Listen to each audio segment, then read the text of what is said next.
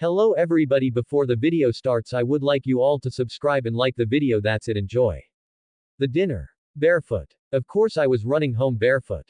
Emmett's sneakers had looked like they might fit, right up until I tried to shove my enormous clown feet inside and nearly tore the shoes in half. So here I was, sprinting through the forest like a lunatic in jeans that were a size too small and a t-shirt that felt like it was losing a battle with my shoulders. My life had really gone places. The cold dirt slapped against my soles as I ran, but honestly, I barely felt it. What I did feel was the lingering tension of having to sit in a living room with a mind reader while actively trying not to think about the exact things he could read. Do you know how impossible that is? Trying not to think about something automatically makes you think about it. And Edward sitting there all rigid and intense certainly didn't help. I'd nearly slipped so many times. One stray thought about James, his tracker ability, his obsession, his history, and boom, Edward would have known I was way too informed for someone who'd just turned into a giant wolf minutes ago. But I survived. Not because of my mental fortitude, not because of my iron will. Not even because of any wolf instincts. No. I survived only thanks to Rick Astley. My hero, my champion, my mental bodyguard. Whenever I felt myself about to think something dangerous, the chorus would burst into my brain like a divine shield. Never gonna give you up. Instantly wiping out any other thought. I swear, one of these days I'm going to build that man an altar. Light a candle. Offer a sacrifice. Something. He deserves it. I hopped over a fallen log, still humming the tune under my breath. It felt safe. Like as long as Rick was singing in my head, no one could pry anything out of my skull. If Edward wanted to read my mind, he would have to get past Rick first. As the forest blurred past, another thought crept in. A darker one, heavier. The metallic aftertaste on my tongue reminded me. My first kill. I slowed down without meaning to, my feet digging into the mossy ground. The moment replayed in my mind, not with guilt, but with something disturbingly close to calm. When that vampire lunged, everything inside me just aligned. Like my body already knew the steps. Like I'd been waiting to do it my entire life. My muscles had moved before I consciously decided. Instinct took over, power surged, and teeth sank into stone-cold skin. It had felt so natural and effortless. Just like breathing. Even now, back in human form, I didn't feel guilt twisting my stomach or clawing at my conscience. Nothing like the horror movies say. Just a kind of factual acceptance. He attacked me. I killed him. End of story. The only thing that bothered me was the lingering taste of venom on my tongue. Sharp, bitter, metallic, like sucking on a battery dipped in bleach. I spat to the side, grimacing. Gross. The saliva hit a tree root with a wet sound. Yeah, vampire venom wasn't winning any culinary awards anytime soon. I rolled my shoulders, readjusted the too tight shirt, and started running again. Faster this time. Feeling lighter. Tomorrow I'd hunt the other two. But today, I just wanted a shower, some real clothes. And maybe a quick prayer to Saint Rick Astley, patron saint of mental privacy. But the reminder that I have to meet Leah's family again set my stomach in a knot. It was ridiculous. I had just killed a vampire like it was the most natural thing in the world, and yet the thought of sitting in a living room with a few humans who happened to share DNA with my girlfriend was what made me sweat. Figures. Rip a murderous bloodsucker in half. Easy. Try to look like a normal, well-adjusted teenager in front of your crush's mom. Absolute nightmare. By the time I arrived back home, I finally realized I'd lost my key somewhere in the woods when I shifted. Perfect. And with my parents not home, I had no choice but to break into my own house like a bargain bin cat burglar. Luckily, I'd left my bedroom window cracked open. One quick jump later, I slipped through the second floor window with all the grace of someone who definitely does this more often than he should. I glanced down at myself and winced. Emmett's clothes had apparently surrendered somewhere along the way. There was a rip down one side of the t-shirt, and the pants had a gaping tear right in the middle. Fantastic. I prayed I hadn't accidentally flashed anyone on the way home. That would be a whole new level of trauma for the good citizens of Forks. I peeled the ruined clothes off and grabbed a towel, heading straight for the bathroom. The shower was heavenly, hot water, steam, and the glorious feeling of washing vampire grime off my skin. I scrubbed like a man trying to erase a crime scene, then brushed my teeth hard enough to use up half the toothpaste tube. You'd think the taste of venom would fade fast, you'd be wrong. Back in my room, I started rummaging through my drawers for something halfway presentable. But no such luck. All I had were sports clothes from my family's shop. Anything nicer had stopped fitting the moment my body decided to grow like it was trying to escape Earth's gravity. I'd planned on buying new outfits once my bones stopped playing musical chairs, but life hadn't exactly given me a free afternoon lately. 2 hours later, I stepped onto the Clearwater porch with a shopping bag swinging from one hand and a small flower pot of pink orchids cradled in the other. I raised my knuckles to knock, then paused, realizing my hands were full like an idiot. After a brief, awkward shuffle of orchid bag orchid again, I finally managed to knock gently. Seth opened the door almost immediately, his face lighting up. "Hey, Mike," he said, raising a fist. I bumped him back. "Sup, bro?" His eyes dropped to the orchids. Leah doesn't really like flowers much. "Good thing they're for your mom, then," I said.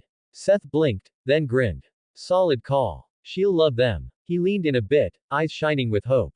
"Sue, what did you bring for me?" I lifted the shopping bag with a smile. "In here." Seth stepped aside, practically vibrating, and I walked in. Mr. Clearwater was in his usual spot on the recliner, eyes glued to the basketball game on TV. "Evening, sir," I said, placing the bag on the table. He gave me a nod without looking away from the screen. Mrs. Clearwater walked out of the kitchen wiping her hands on a towel. I straightened and held out the flower pot.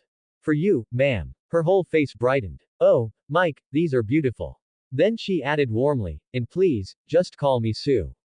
"Sure thing," I said, a little relieved that the offer hadn't sounded weird or overdone.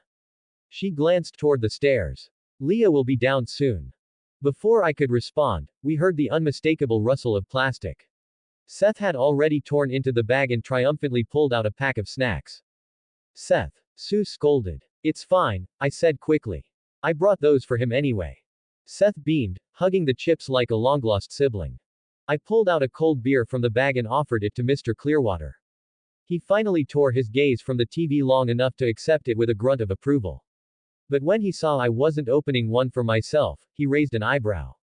"You don't drink, son." "I'm 17, I reminded him. The only reason I could even buy that was because I look like I'm 30 after my recent growth spurt. His eyebrow inched higher at that, but then he shrugged, cracked the beer open, and turned back to the game. I dug into the bag again and pulled out a can of Sprite, cracking it open with a hiss. Then took a seat on the sofa near Harry and nodded toward the TV. "Who's playing?" "Blazers and the Knicks," Harry said, eyes still locked on the screen. "Fourth quarter. Knicks are choking." "They always choke," Seth chimed in through a mouthful of chips. For the next 10 minutes, the three of us commented on plays, yelled at questionable calls, and complained like a trio of old men who'd been watching basketball together for decades. Sue lingered in the doorway for a moment, watching us with that soft, motherly look, before she smiled and slipped back into the kitchen.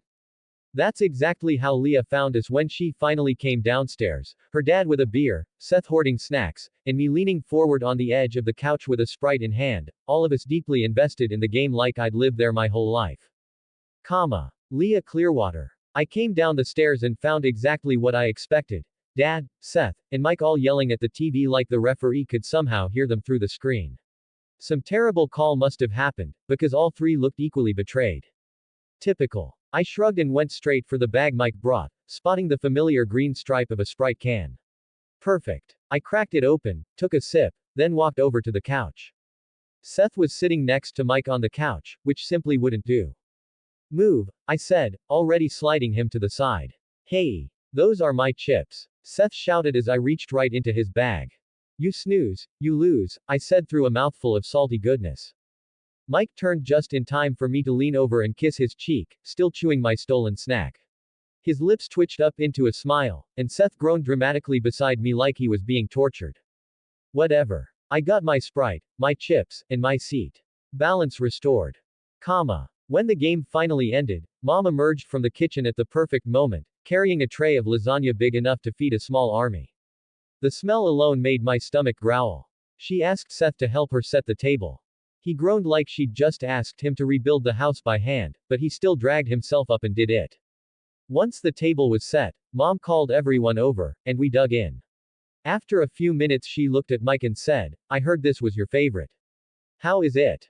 Mike swallowed a big bite. "Seriously, the guy eats like food might run away," and said, "It's the best I've ever had, but, please don't tell my mom." Mom lit up like a Christmas tree. I swear she has a soft spot for anything that resembles a compliment. Dinner went on with easy small talk, laughter, Seth stealing bites from everyone's plates, the usual chaos. Then, out of nowhere, Dad looked at Mike and said, "You'd be perfect if only you were Quileute." "Harry," Mom snapped at him, her tone sharp with warning. But instead of being offended or even slightly awkward, Mike perked up. Actually perked up, like someone had just thrown him a bone. "Oh, but I am," he said, way too eagerly. "I told Leah already, my great-grandmother was Quileute." Dad frowned, totally unconvinced. "Really?" Mike nodded enthusiastically. "Yeah. Dorothy Black. Older sister of Ephraim Black. He was your chief decades ago." The room went quiet. Dad stared at him, really stared, like he'd just connected a bunch of dots that no one else could see. It wasn't the suspicious dad look he usually gave guys who look at me. It was something deeper. Recognition. Calculation. Maybe even, realization. And honestly, it made me nervous. The Mike effect. After dinner, where Mike basically inhaled half the lasagna by himself, leaving my family staring like they'd just witnessed a sanctioned eating competition, my mom asked who wanted ice cream. Normally it was way too cold for that, but with the wood stove going full blast, the house was warm enough to pretend it was summer. Predictably, Seth and Mike both perked up like overexcited toddlers, practically bouncing in their seats as they yelled, "Me." At the same time, Mom just laughed and went to get the ice cream. The next 2 hours drifted by in a cozy haze of small talk and whatever show Dad insisted on watching. At one point I caught the way Seth and Mike were leaning forward in perfect sync, laughing and groaning at the exact same scenes, and I actually wondered, not for the first time, if they were the real siblings and I was the stray someone forgot to return. By the time the episode ended, it was getting late. Mike stood, thanking my mom for the incredible dinner and my dad for having him over. Dad, shockingly, told him he could come by any time, and Seth immediately invited him to come over to play games next time. I had no idea when that boy adopted Mike as his personal older brother, but apparently it happened sometime this evening. I grabbed a jacket and walked Mike outside to his car. He kept glancing at me like he had something on his mind, and my family absolutely would eavesdrop if given even a microscopic chance.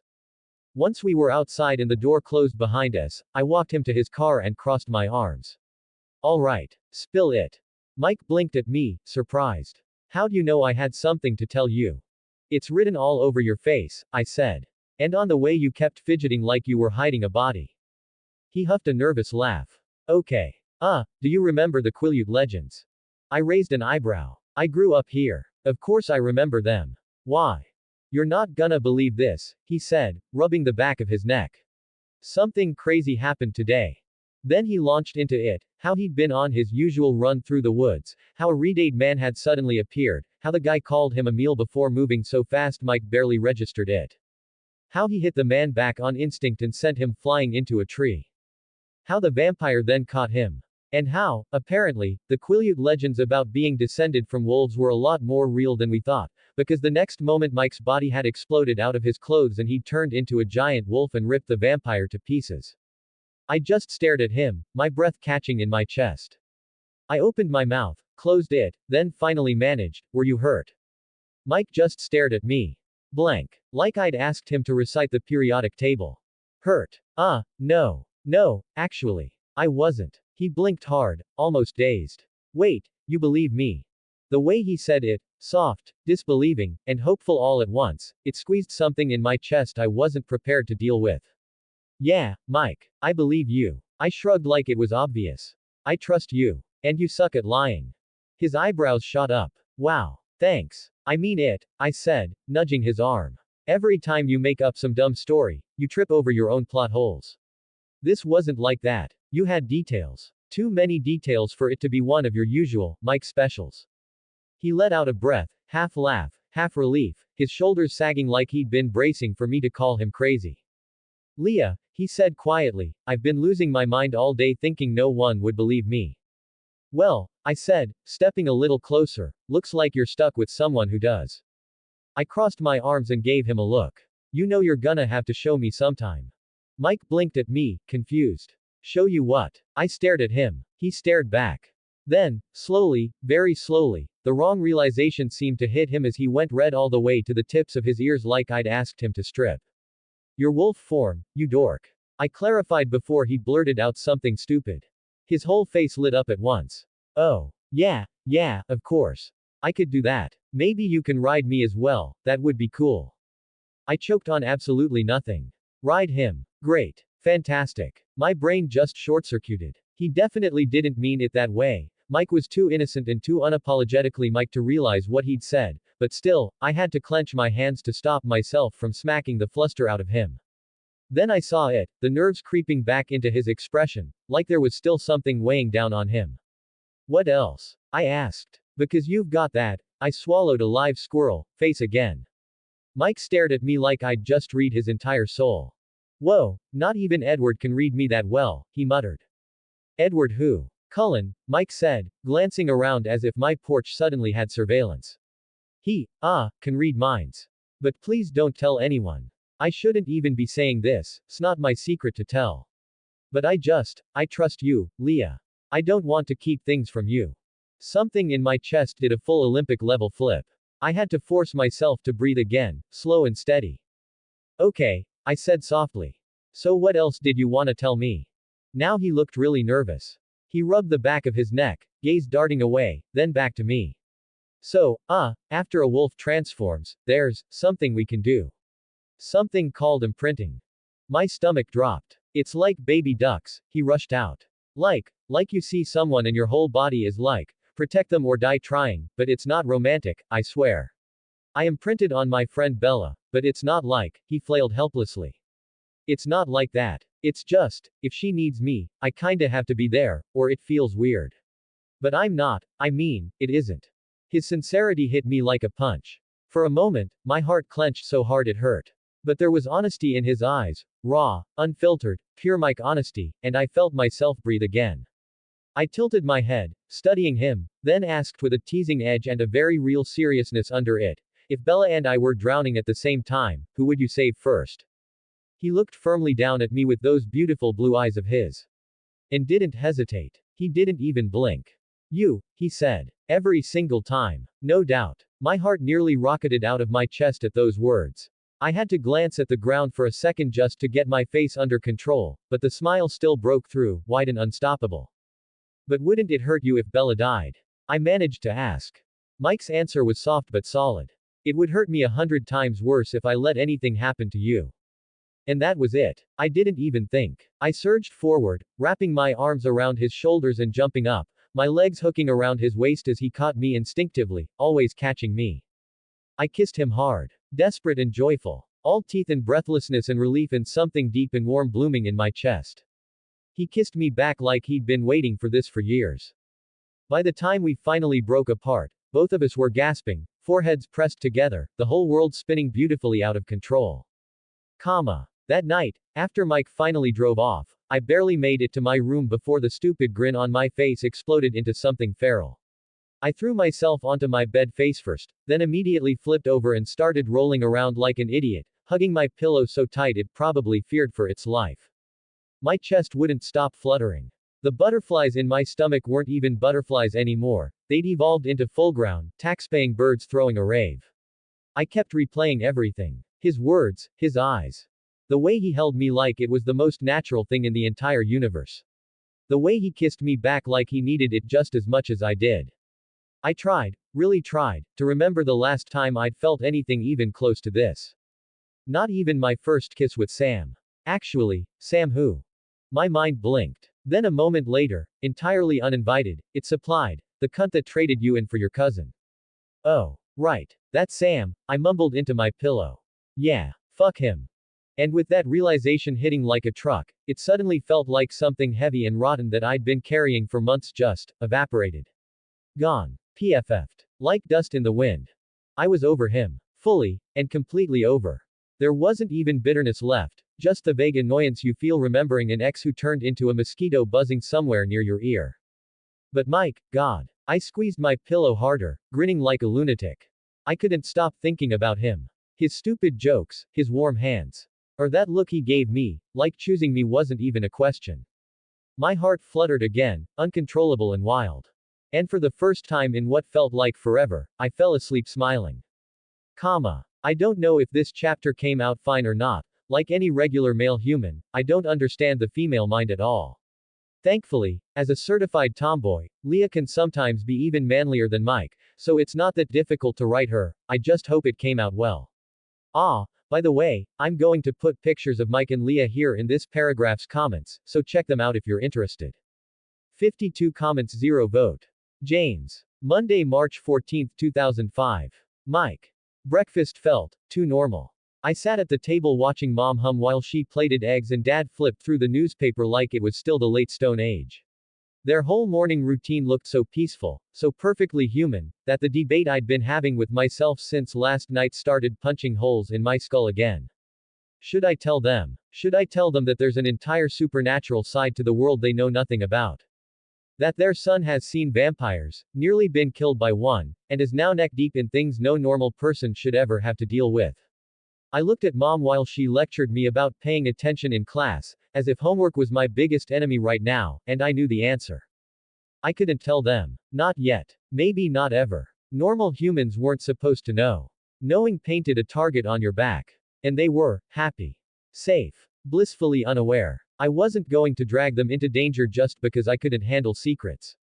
So I just nodded along, pretending to care, pretending I wasn't thinking about monsters and wolves and the fact that my life had completely derailed. When they finally grabbed their stuff and left for work, the house felt painfully quiet. I let out a breath I didn't realize I'd been holding and pushed my plate away. Time to get moving. I picked up Tyler on the way to school. He spent the whole ride rambling, something about a prank video or a math quiz. I wasn't really listening. My head was already a mile away.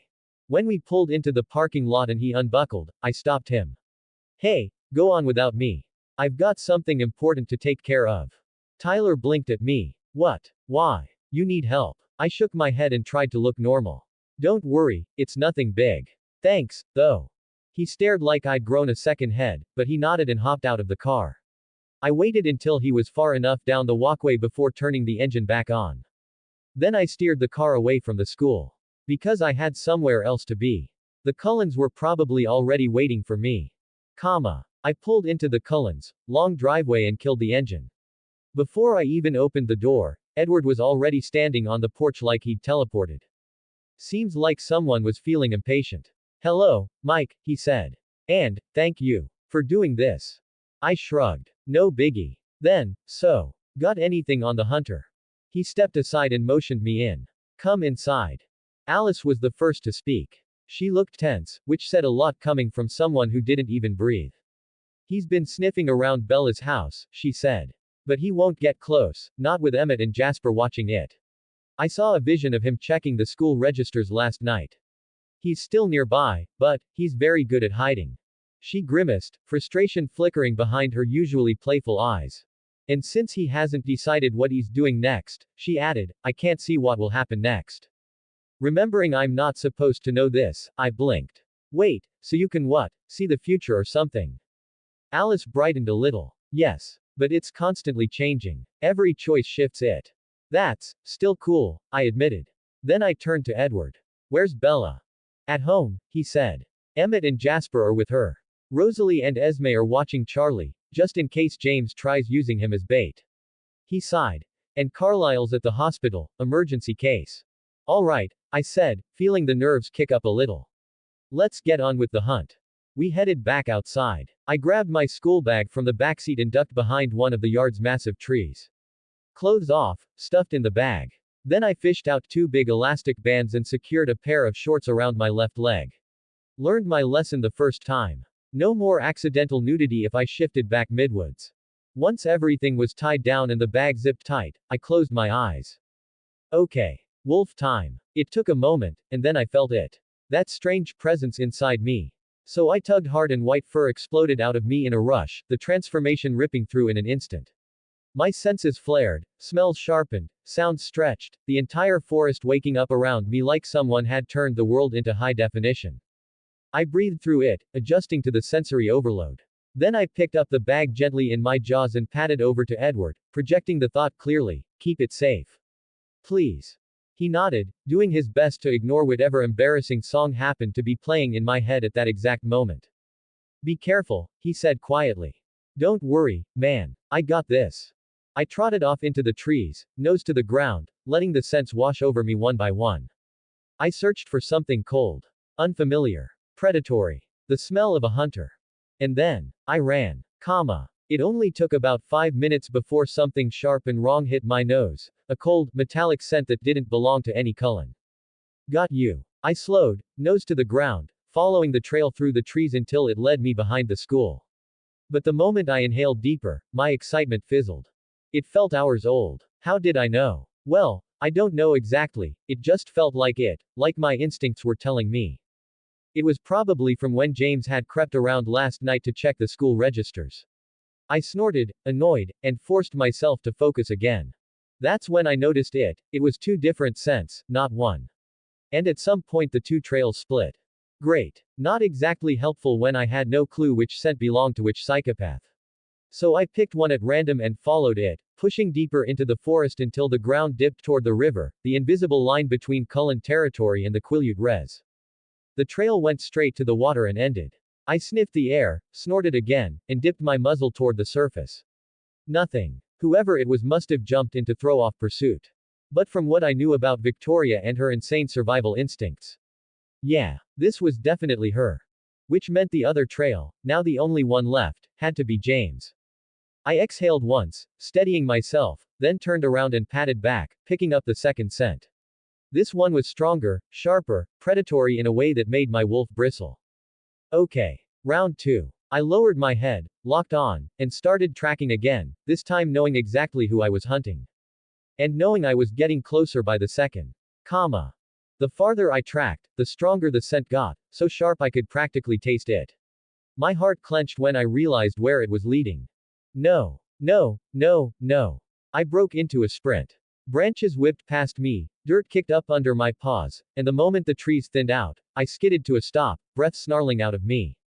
James. The crazy bastard was standing in the woods behind my family's store, staring at it like it was a buffet menu. He didn't even flinch when I stepped into view. Instead, as if he'd been expecting me the whole damn time, he slowly turned his head. And smirked. A cold, deliberate, I know exactly whose buttons I'm about to push smirk. My blood went white hot. The realization hit hard and fast, he'd found my parents. He'd figured out I was tracking him and knew exactly who I was. And he was trying to use them as leverage. My growl ripped out of me before I could stop it. But James's expression only brightened, his grin stretching wider like he'd gotten just the reaction he wanted to see.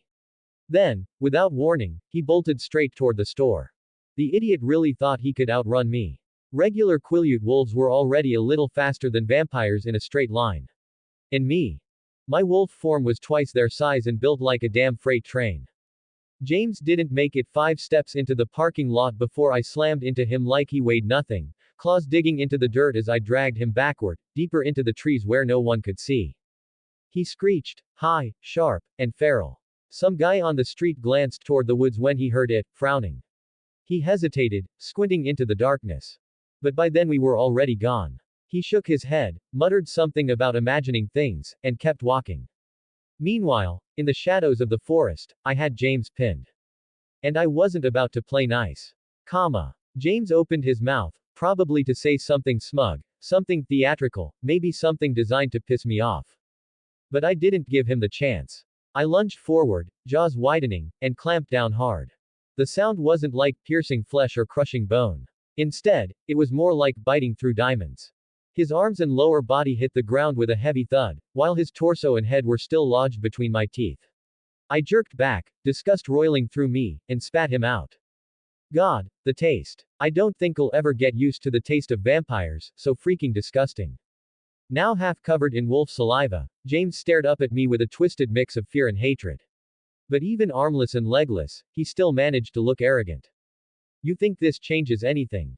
He hissed. My mate will avenge me. She'll kill your whole family, every last one of them. I tried to answer, but all that came out was a strained, snarling choke. Right. Still a wolf. I backed behind a tree, pulled at the thread of instinct that let me shift, and felt the world snap back into human size around me. Suddenly feeling the breeze on my junk, I untied my shorts from my leg and tugged them on before stepping back into the clearing. James was still ranting, still trying to sound intimidating even though he looked like a horror movie prop someone dropped on the floor. You look like a turd, you know that. I said flatly. His eyes flared with rage, but with no limbs, all he could do was shout empty threats at me. I ignored him and started gathering wood, stacking it into a pyre. I surrounded it with rocks. Dad drilled it into me since I was little. If you're gonna burn something in the woods, make sure it's properly contained or don't do it at all. It took me 5 tries to get the damn match to light. My hands were shaking. Be it with anger, cold, or adrenaline, I wasn't sure. Finally, the flames caught. I turned to James. He had stopped yelling at some point. Maybe he finally realized there was nothing left but the end. You shouldn't have gone near my family, I said quietly. He glared up at me. Victoria will never let you go. I held his gaze, my voice steady. Good. I'm coming for her after this. I tossed his arms and legs in first. The fire hissed as the venom inside them burned off, the smell acrid and chemical. James watched. He couldn't look away. Rest in hell, I said simply. Then I threw what was left of him onto the flames. His scream tore through the woods, raw and shrill, burning away into nothing as the fire consumed him. I stood there, expression blank, breath steady, watching the last of the monster who threatened my parents turn to ash. I was neither smiling nor grimacing. Just quiet. A part of me felt like something deep inside me had just changed, and I didn't know if it was for better or the worse. 46 comments 0 vote. What comes next? I stayed there longer than I meant to, just watching. The fire crackled and spat, chewing through James's remains piece by piece until the smell of burning venom was the only thing in the air. It felt like hours, even though I knew it wasn't. Something about the flames kept pulling me in, hypnotizing me, holding me still. When I finally shook myself free of it, more than half the wood had already collapsed into gray ash, James included. I pulled off the shorts, tied them back to my leg like before, and shifted again.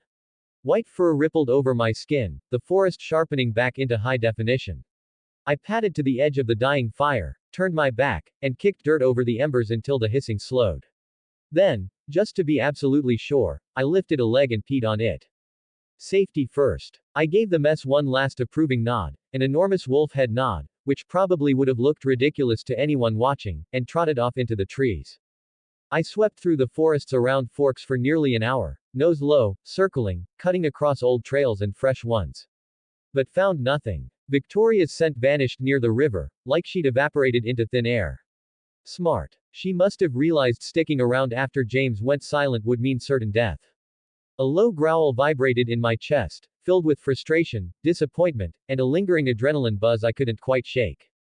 Fine. Whatever. I'd get her next time. I turned toward the Cullens' house and started running again, paws pounding the earth in a steady rhythm as I prepared to tell them the good news, and the bad. I jogged the last stretch toward the Cullens' place, slowing only when the tree line came into view. One shift later, still getting used to the sudden feeling of breeze on my skin when the fur vanished, I yanked on my shorts and brushed pine needles out of my hair. Stepping out of the woods, I walked up to the porch, raised my hand to knock. And didn't even get to touch the door before it swung open instantly.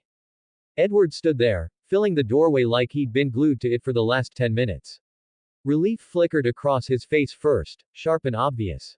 Then expectation settled in, tightening his jaw, his eyes scanning my expression like he was trying to read the answer before I said anything. But he didn't get anything since Take On Me's chorus was already playing in my head unconsciously.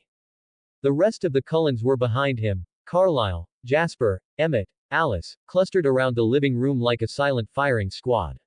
Rosalie and Esme were the only ones missing, probably still watching Charlie. Bella was there too, sitting on the couch like she wasn't sure if she was allowed to move. Her hands twisted in her lap. She looked pale, even for her. Edward finally stepped aside, low voice strained. Mike, you're back. No kidding. I crossed the threshold, feeling every pair of eyes lock onto me like I was bringing a bomb inside. Yeah, I said. My throat felt tight. I'm back. Jasper tensed, probably catching the leftover adrenaline still swirling off me like heat waves. Emmett leaned forward in his seat, eyebrows up. Well, did you find him? The room held its breath. I exhaled slowly. Yeah, I found him. I was met with silence. Thick enough to choke on. Edward nodded once, urging me quietly. And I swallowed hard, suddenly aware that I still smelled like smoke and dirt and vampire venom. He's gone, I said. James is dead. The reaction hit like a ripple, Shock, relief, disbelief, something dark and heavy threading under all of it. Alice's eyes widened. Jasper's posture eased a fraction. Carlyle closed his eyes for a moment, like he'd been hoping for this outcome but refusing to expect it. Bella didn't move, didn't breathe. She didn't even blink. Edward's expression shifted again, relief, gratitude, and something sharp I couldn't name. Then he stepped closer. What about Victoria? I broke eye contact, jaw clenching. She ran, I said. She probably knew staying meant she'd die too. She's gone for now. No one spoke, because no one had to. They all understood what that meant. This wasn't over. Carlyle was the one who finally stepped forward, calm the way only he could be. The others shifted subtly behind him, falling into place like he'd silently decided for all of them. Mike, he said gently, warm gratitude softening the edges of his voice, thank you. Truly. What you did, you saved lives today.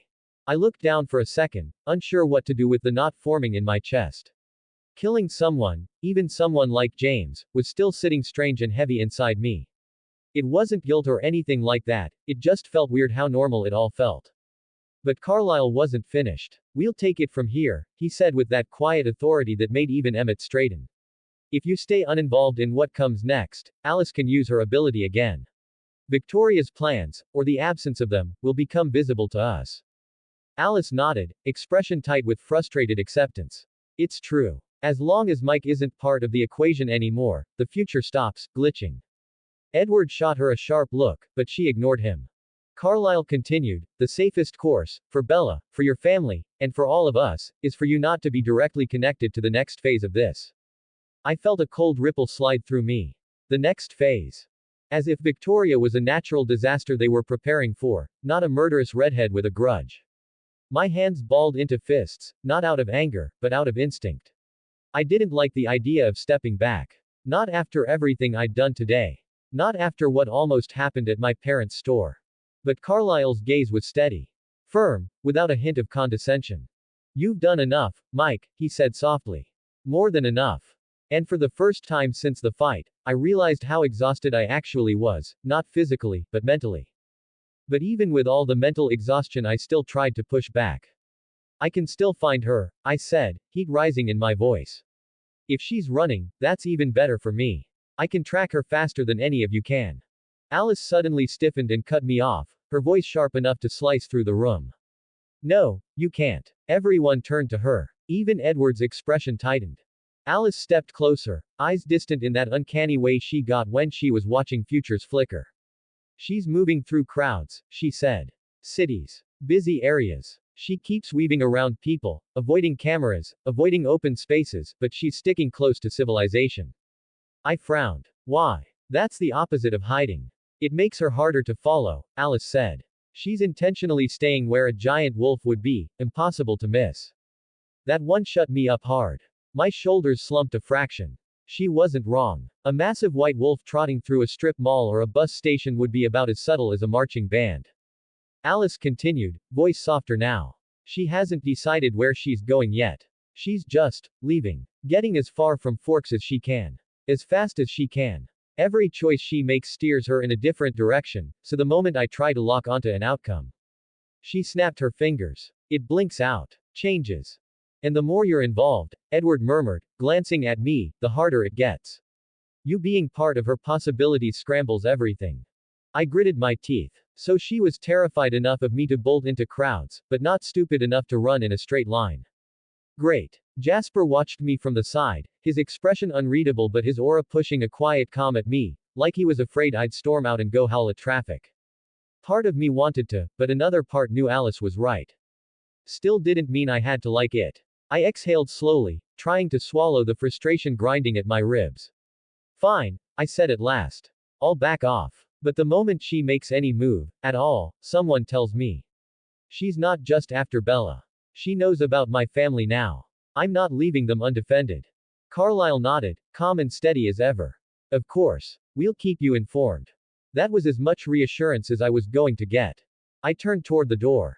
All right. I should head out. There was a sound behind me, and Bella shot to her feet.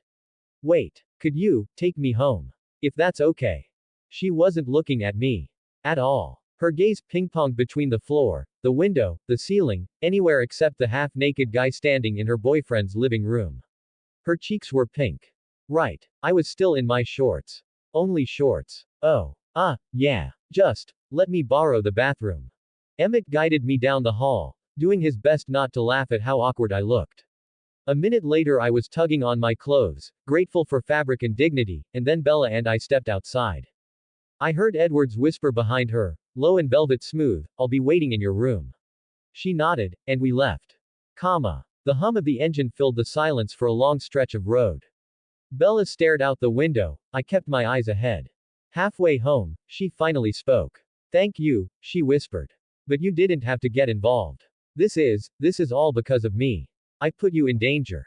And if you hadn't imprinted on me, you wouldn't be in the middle of any of this. I'm sorry." I tightened my grip on the wheel. "Bella, no. That's not how imprinting works. We don't choose who it happens with." She winced. "I know, but, and even without the imprint," I continued, softer now, "I'd still have helped you. Because you're my friend. That part isn't complicated." She glanced over, uncertain, almost hopeful. "I just wish my family hadn't almost been dragged into this," I muttered. "What do you mean?" she asked immediately. I hesitated. I really didn't want to put extra fear in her voice, but lying wouldn't help anything. "When I found James," I said, "he was going for my parents." Her breath hitched. "Oh my God, how? Why?" "I don't know exactly," I admitted. "But if I had to guess, he probably found where I took down Laurent. There would have been traces there. Scent, venom, fur. And James was a tracker, like, a real one. A natural hunter. If he picked up my trail from that spot, he could have followed it straight back to me." "And to your family," she whispered. "Yeah." The road stretched out ahead of us, dark and wet and quiet. I kept driving. And Bella didn't say another word until I dropped her off. A short thanks, followed by an awkward hug that was all Bella, and she was gone into her house. 25 comments 0 vote. Telling the parents. By the time I got home, exhaustion hit me like a truck. I'd barely closed the front door when something cold and sharp stabbed through my brain. Tyler. I froze, staring at the ceiling like it might give me answers, and whispered, "Oh crap." I yanked out my flip phone and punched in his number. It rang 3 times before he picked up. "Yo. Tyler, man, I'm so sorry. I completely forgot to pick you up." There was a beat of silence, and then he laughed. "Yeah, I figured. But don't worry, man, I got a ride with Eric. Everything good, bro. You solve your thing." I let out a tired breath and rubbed my forehead. "Only half of it. The other half, there's nothing I can do right now." "Well," he said, cheerful as always, "half is better than nothing." In the background his mom called him for dinner. Beth had perfect timing as always. "Gotta go," he said. "Still picking me up tomorrow?" "Yeah, of course. And tell Beth I said hi." "Not a chance," he snapped immediately. "Stay away from my mother." Then he hung up on me. I just stood there staring at the phone, and snorted out a laugh. Good. That was normal. I really needed a bit of that after all the supernatural stuff. After that, I grabbed a towel and went straight to the shower. I smelled like I'd rolled down a mountain and fought the forest itself. Dirt, wet pine, random animal scent, and layered on top of all that, wood smoke, vampire ash, and that horrible burnt battery metallic aftertaste of venom still clinging to my tongue. Yeah. Another half a tube of toothpaste died for my sins. By the time I stepped out, clean and only mildly traumatized, my parents were already home. I'd barely thrown on some clothes when Mom called me downstairs for dinner. We'd just started eating when she fixed me with a laserbeam stare. "I got a call from the school," she said, every syllable sharp. "Asking why you didn't attend today. Mike, are you skipping classes to go see your girlfriend?" Dad looked up in alarm, then immediately tried to bail me out. "Karen, come on. Kids do this stuff all the time. Weren't we the same?" "Wrong move there." She turned and hit him with the same glare but upgraded.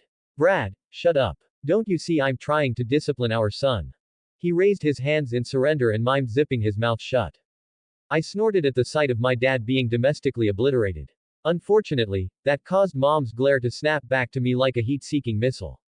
Great, now she's back on my case. I opened my mouth, ready to invent a lie about, I don't know. Food poisoning. Helping Tyler with an emergency. Getting kidnapped by raccoons. But then I remembered James stalking my parents' store. Remembered how close I'd come to dragging them into something they never asked for. And with Victoria still out there. They needed to know. At least the parts that mattered. Yeah, about that, I said. Both of them paused, forks hovering. Mom, I asked carefully, did Grandma Dorothy ever tell you about the Quileute legends? Mom blinked, softening just a little. Of course she did. She used to tell them to me when I was little. I actually believed her for a while because she told them so seriously. She smiled at the memory. Dad looked between us, confused. What legends? Well, I rubbed the back of my neck. You weren't wrong to believe them, Mom. They're real. What part? She asked, brows knitting. Everything, I said. The wolf part. The cold ones. All of it. Dad cut in immediately. Wait, what is happening? Someone explain something to me, please. Mom answered, still half skeptical. There are old Quileute stories about warriors who could turn into wolves to protect the tribe from the cold ones, vampires. Dad's eyes lit up like a kid on Christmas. So vampires versus werewolves. That's cool as heck. You're such a child, Mom muttered, shaking her head fondly. Then she returned her full interrogation stance to me. And what does that have to do with you skipping classes? I swallowed hard. I have the wolf gene, I said. I transformed already. And I got into trouble with some vampires. I killed 2 actually, but 1 got away. Dad's chair scraped as he leaned back, staring at me like I'd just told him he won the lottery and got drafted on the same day. Total shock, but also total belief. Mom, meanwhile, narrowed her eyes. Very funny. Nice story, but no. That is not going to work on me. I want the truth. Dad gasped dramatically, betrayed. That was a lie. Of course it was a lie, Brad, Mom said, exasperated. Did you seriously believe all that? Yes, he said, pointing at me. I trust my son. And you know how bad he is at lying. Mom paused, then her eyes flicked to me. You're right, she murmured slowly. He didn't stutter even once. I'm not that bad at lying, I protested. Then stopped. But I'm not lying. Seriously. Think about it. How do you explain my recent growth spurt? Or. I reached across the table and gently took her hand. How do you explain that? Her eyes widened, and she nearly shouted. You're burning up. It's part of being a wolf, I said. Our temperature runs higher. I hesitated, then added, I can show you. But we need to go outside. My wolf size is not exactly house-friendly. That got them moving fast. We headed to the strip of woods behind the house. I told them to stay back while I went to take off my clothes so they wouldn't get ruined, ducked behind a thick tree, stripped, and reached for the fire coiled in my mind. A heartbeat later, the world snapped sharper as I landed on 4 paws. I stepped out and saw Mom slap a hand over her mouth, swaying like she was about to pass out. Dad went pale at first seeing my size, but then brightened like someone flipped a switch. Oh my God, he said. This is the coolest thing I've ever seen. Mom reached for a tree like she needed it to stay upright. Yeah, astonished was an understatement. Honestly, that went better than I expected. A lot better. I'd walked into that whole conversation with Mom and Dad bracing for yelling, grounding, maybe even an exorcism, but they'd surprised me. They listened. They actually listened. And, weirdest of all, they agreed to what I asked next. They promised to call me immediately if they ever saw anyone with red eyes. No questions, no delays, no, maybe it was the lighting. Just call. I'd even told them to pick up 2 cheap prepaid phones just for that. Burners, basically. Dedicated vampire alert lines. It sounded ridiculous saying it out loud, but it made sense to me. If they used their regular numbers, I'd have a panic attack every time I saw Dad's name on my screen. With the extra phones, I could set a special emergency ringtone, something loud and impossible to miss. That way, I'd know. I wouldn't be left guessing whether they wanted me to get milk on the way home or whether they were staring down a murderous immortal. It wasn't perfect. None of this was. But still, half a win was better than nothing. And right now, half was enough to keep me moving. Of course they were worried about me fighting vampires and everything, but they knew there wasn't much they could do other than wish me safe and tell me to be careful. Now I just had to tell Leah about all the vampire mess, whether she wanted to hear it or not. If Victoria ever decided to target her, she deserved to know. Yeah, the reservation should have a few wolves watching over it, but, didn't exactly make me feel any better. Not when 2 of those wolves were Sam and Paul. And there was no universe where I was leaving Leah's safety in the hands of those 2 idiots. Speaking of wolves. With all the vampire chaos, I hadn't really stopped to think about something important. Wasn't there supposed to be some kind of mind link? A shared headspace between pack members. I remembered reading something like that in my past life, it was also in the movie I think. And yet earlier, when I'd been transformed for hours, I hadn't heard a single stray thought. Nothing. Total radio silence. Maybe none of them phased today. That was the simple explanation. But it felt too easy. Something in my gut told me it might be something else. Maybe I wasn't actually part of their pack. Maybe that connection wasn't automatic. Or maybe I was doing something wrong. Was there a switch I was supposed to flip? A ritual? A handshake? Who even made these rules? And seriously, how did any of this work? Boys' night. Friday, March 18, 2005. Leah. By the time I dragged myself home after work, all I wanted was food, silence, and maybe unconsciousness. Preferably in that order. Instead, I opened the door and walked straight into chaos. There, sprawled on the couch like a gremlin, was my little brother Seth. A slice of pizza dangled from his mouth, one hand glued to his Nintendo 64 controller while the other mashed buttons like his life depended on it. The TV flashed with the chaotic colors of Killer Instinct Gold, and Seth's desperate buttons mashing filled the whole living room. And sitting right next to him, cheeks stuffed like a chipmunk, mid-chew, was my boyfriend, Mike. Who was also mashing buttons like a man possessed. Take that. Mike yelled just as his Sabrewolf unleashed a 36-hit ultra combo.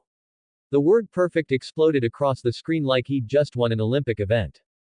Seth let his controller drop onto his lap and snatched the pizza from his mouth to shout, "That's not fair. You always use Sabrewolf. He's the easiest character in the game." Mike didn't even blink. "Hate the game, not the player," he said, then chugged an entire glass of soda like he was reenacting a commercial. I sighed, kicked off my shoes, and walked over to the couch. Mike turned his head before I even sat down, right, wolf senses, and smiled at me with that ridiculous goofy grin of his. "Hello there, gorgeous. Smooth. Very smooth." I kissed him on the cheek and grabbed a slice of pizza before Seth could yell at me. "Too late. Hey, that's our pizza. And you can't sit there. This is boys' night." I took a bite, chewed once, and opened my mouth wide, half-chewed pizza on full display. "Here, you want it back." Seth recoiled like I'd tried to hand him nuclear waste. "You're disgusting." Mike snorted mid-chew and almost inhaled a pepperoni. And then it hit me. Right, Mike was here. Which meant he just saw me do that. A wave of embarrassment washed over me. But he didn't even react, he just kept smiling like I'd done something adorable instead of horrifying. "So," I said, trying to salvage my dignity, "boys' night, huh?" Mike nodded earnestly. "Yep. Seth invited me over. Hope you don't mind. You spending more time with my brother than with me." I said sweetly. "No, I don't mind at all." "Oh, good." The idiot looked genuinely relieved, the sarcasm going right over his head. I had to fight the urge to smack my forehead. My eyes drifted to the TV, and revenge glimmered like a gift from the spirits themselves. I turned to Seth and held out my hand. "All right. Give it here, squirt." Seth tried to protest, but one look from me and he wilted instantly, placing the controller in my palm like a peasant offering tribute. "Let's see how good you are," I told Mike. He raised an eyebrow. "You sure you want your ass beat?" I didn't bother answering. He'd find out soon enough. Mike picked Sabrewolf again, of course he did, and I selected Spinal, the skeleton pirate. As soon as the match started, Mike went aggressive, mashing buttons with all the confidence of someone who'd been bullying my brother for hours. Too bad for him, I knew Spinal like the back of my hand. Teleport. Shield counter. Teleport again. Mike didn't land a single hit. "Wait, hold on, Leah, what, hey? Too late." I caught his Sabrewolf in an ultra combo so brutal Seth actually cheered, bits of pizza flying out of his mouth. Mike's health bar hit 0, and with a perfect input, 2 giant skeletal hands burst out of the ground beneath him. A massive skull slammed down on Sabrewolf from above. Fatality. Beautiful. Seth pumped both fists. Yes. Payback. Mike just stared at the screen, frozen, controller limp in his hands. His face was priceless, eyes wide, completely betrayed. I smirked and took another bite of pizza. "Still boys' night." He blinked slowly. I need a moment." I leaned back on the couch, suddenly a lot less tired than before. Yeah, coming home to this wasn't bad at all. After a few hours of playing Mario Kart, Conquer, and Super Smash Bros., and inhaling a disgusting amount of junk food, especially Mike, whose stomach apparently had a portal to another dimension, Seth finally started yawning. The 12-year-old rubbed his eyes with the back of his hand and turned to Mike. Time for bed, Mike. Come on, I got a mattress with your name on it in my room. My eye twitched. Seth was acting like Mike wasn't my boyfriend at all, but one of his little buddies he'd invited for a sleepover. And sure, it wasn't like I could sneak Mike into my room without Dad having an aneurysm on the spot, but still. Mike seemed to pick up on my mood. Go ahead, he told Seth gently. I'll be there in a minute. Seth trudged upstairs, half asleep, controller still in hand. He only noticed when he almost dropped the game console because he was tugging on it with the cable. Once he was gone, Mike turned back to me with that soft smile of his, the one that made my heart do stupid things. Hey, he said quietly. I smiled back before I could stop myself. Thanks, for being so nice to my annoying little brother. It's nothing, he shrugged. He's a fun kid. And I'm good with kids.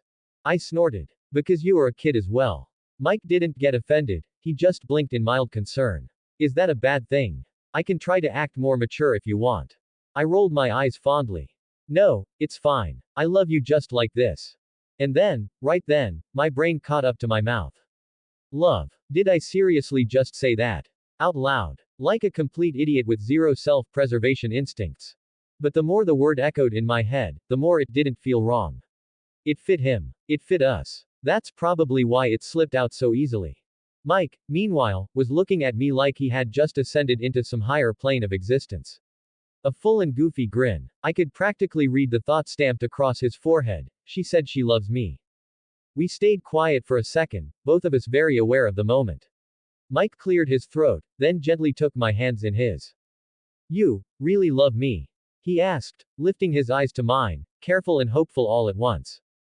My face went nuclear. I suddenly couldn't keep eye contact. My gaze darted everywhere, my heart trying to escape my chest. Don't you think it's too soon to be using that word? I croaked. Who set the rules? Mike said softly. The heart wants what it wants. There's nothing wrong with saying what we feel. I don't think there's a timeline for this. I love you, Leah. His sincerity hit me like a punch. A gentle one, but still a punch. My throat tightened, my stomach filled with fluttering wings, and my heart, God, it was practically thundering. I opened my mouth to say something, anything, but words refused to come out. So I did the only thing I could. I grabbed him by the shirt and pulled him down into a kiss, pouring every tangled feeling straight into it. When we finally parted, my voice came back in a shaky breath. I love you too. And just at that moment, I heard an excited squeal from behind us, my mom's. Because apparently, she'd been spying on us for a while now. Fantastic. I had completely forgotten my parents were even home, since they'd kept out of the way the entire night. Mike's face went red instantly, like someone had swapped it with a ripe tomato. Mom. I groaned, dragging a hand down my face. Mike cleared his throat, still flustered. Alright. I should head up to Seth's room. He might still be awake waiting for me. Sure, go ahead, I sighed. I'll stay here and have a word with my mom about respecting privacy. Mike quickly said goodnight to both me and Mom, and then fled upstairs like this situation was more terrifying than a vampire. Once he was gone, I turned to my mom, who finally stepped fully out of the hallway leading to her and Dad's bedroom on the first floor. Seeing my expression, she lifted her hands defensively. Come on, dear, there's nothing to be ashamed of. When my glare didn't soften, she added, gentler, for what it's worth, I like Mike much better than Sam. He's good for you. You seem much more relaxed with him. Like you don't have to pretend to be someone you're not. My annoyance melted a little at that. Yeah, I admitted. I really like him. Her eyes sparkled mischievously. I know. I heard everything. Moon. I squeaked, mortified all over again. Comma. Morning teasing. Saturday, March 19, 2005. Mike. The first thing I became aware of was a beam of sunlight stabbing me directly in the eyelid like it had a personal vendetta. I groaned, rolled over, threw an arm over my face, and tried to go back to sleep. 5 minutes later, my bladder vetoed that plan. So much for sleeping in. I cracked my eyes open and instantly remembered where I was, still on the spare mattress on the floor of Seth's room. The kid's gentle snoring filled the air like distant humming. I turned my head and nearly snorted out loud. Seth was spread across his bed like a starfish that had lost all concept of bone structure. Somehow, during the night, he'd rotated 90 degrees and was now asleep with his head where his feet had been yesterday, one foot dangling off the bed and the other shoved into his pillow. I pushed myself up, scratching my stomach absently, and reached for my backpack. Toothbrush, toothpaste, got it. Then, barefoot and half awake, I shuffled into the second floor bathroom. One bathroom break, hand wash, face splash, and toothbrushing later, I looked at myself in the mirror. Hair, disaster. Eyes, still kinda sleepy. Brain, forming a very, very stupid idea. An idea that made my face warm even though no one was around to see me. Still, I kind of wanted to see her. Just for a second. Just to say good morning. Just to. Okay, maybe I missed her already. Sue me. Trying to be as silent as a wolf could be, which apparently was not silent enough, I tiptoed down the hallway toward Leah's room. Her door was plastered with warnings like she lived inside a nuclear facility. Danger. Keep out. No entry. No Seth allowed. I snorted. Yep. Definitely Leah's room. I grasped the doorknob and turned it slowly, then pushed carefully, only for the hinges to scream like I was murdering them. I flinched so hard my shoulder twitched. So much for stealth. Once there was enough room for me to squeeze my not small frame through, I ducked under the top of the doorframe, tall guy problems, and slipped inside. There she was, Leah Clearwater, in all her morning glory. Which, apparently, meant she slept exactly like her brother, diagonally across the bed, one arm thrown over her head, the other resting on her stomach, one leg hanging off the mattress, the other foot planted on her own pillow like a lazy flag. Adorable. Absolutely adorable. The corners of my mouth tugged up on their own. I crept closer, trying not to laugh. Then, with the infinite wisdom of a teenage boy in love, I grabbed a lock of her hair and gently tickled her nose with it. Her nose twitched. Then I did it again, and again. And then, smack. She slapped herself right across the face. I burst out laughing before I could stop myself, loud enough that she jolted awake and rolled toward the sound. She glared murder at the intruder, sleep-flushed and dangerous looking, until she saw it was me. Her expression softened immediately. Mike, she croaked. What are you doing here? I swallowed, lifting my gaze to her face and absolutely not staring at her very thin pajamas or the fact that her shirt did not, in any universe, count as proper armor. Can you blame me? I was 17. And in love. And she was Leah, my absolutely gorgeous girlfriend. Unfortunately, Leah noticed exactly where my eyes wandered, of course she did. And her lips curved into a slow, wicked smirk. Like what you see. She teased, arching her back just enough to draw my eyes exactly where she wanted. My brain short-circuited. I nodded like an idiot, my dignity shriveling into dust. She laughed softly, proud, pleased, and incredibly smug. Then she curled her fingers at me in a slow come here gesture that hit my nervous system like hypnosis. I obeyed instantly, moving forward like a zombie. She grabbed my wrist and tugged, and I toppled forward, catching myself just in time so I didn't crush her. My knees sank into the bed on either side of her hips, my hands braced near her shoulders, my face inches from hers. Her arms slid around my neck, warm and sure, pulling me down until our breaths mingled. And then she kissed me. And it wasn't one of those gentle, tentative kisses. No, this one was hungry, causing the last few of my neurons to completely vaporize. Her hands were in my hair, my own hands, God help me, were on her waist, then higher, then lower, then everywhere I could reach without losing my mind completely. Our breathing got tangled, her fingers tugged at my shirt, and neither of us stopped until oxygen made itself an emergency priority. By the time we finally pulled apart, both of us were panting, our hair a wreck, shirts twisted, and pajamas rumpled in ways that would give her father a heart attack. We hadn't gone further than second base, but honestly, I still looked like I'd died and ascended directly into heaven. And I would do it again in a heartbeat if she gave the slightest signal that she wanted a repeat. If Harry walked in right now, I was either dead or banned from the reservation. But honestly, it would have been absolutely worth it. Leah and I were lying on our sides on her bed, our foreheads touching, faces still warm and flushed. My hands rested on her waist, thumbs brushing lazy circles into her skin. One of her hands settled on my shoulder, the other drifting up and down my arm like she was petting a very well-behaved pet. For a while, neither of us said anything, we just breathed each other in. God, I was so gone for this girl. I was the one who broke the silence, a goofy, probably idiotic grin stuck to my face. Good morning. Leah let out a soft snort. Good morning, stranger who snuck into my room. I don't hear you complaining, I said, leaning in just a little. No, you don't. Her smile turned content, relaxed in a way I didn't see often, and I felt a stupid swell of pride knowing I was the reason. Then a thought hit me. Hey, actually, isn't this the perfect time to show you that? She lifted an eyebrow. Show me what? Her gaze dropped pointedly below my waist, and her tone turned wicked. I turned red so fast I probably became a lighthouse. Not that. I mean, I'll still have to get naked, but, I was talking about my wolf form. Her eyes lit up like someone had plugged her directly into a generator. In a blink she sat up, hair falling everywhere. Well, what are we waiting for? She hopped off the bed and headed toward the door, still in her pajamas. You're not going to change? I asked, glancing toward the window. We're going into the woods. Oh, right. That mischievous smirk came back with a vengeance. And then she just stripped. Right in front of me. Back turned, but still, I couldn't keep my eyes away. I didn't even blink for the whole duration.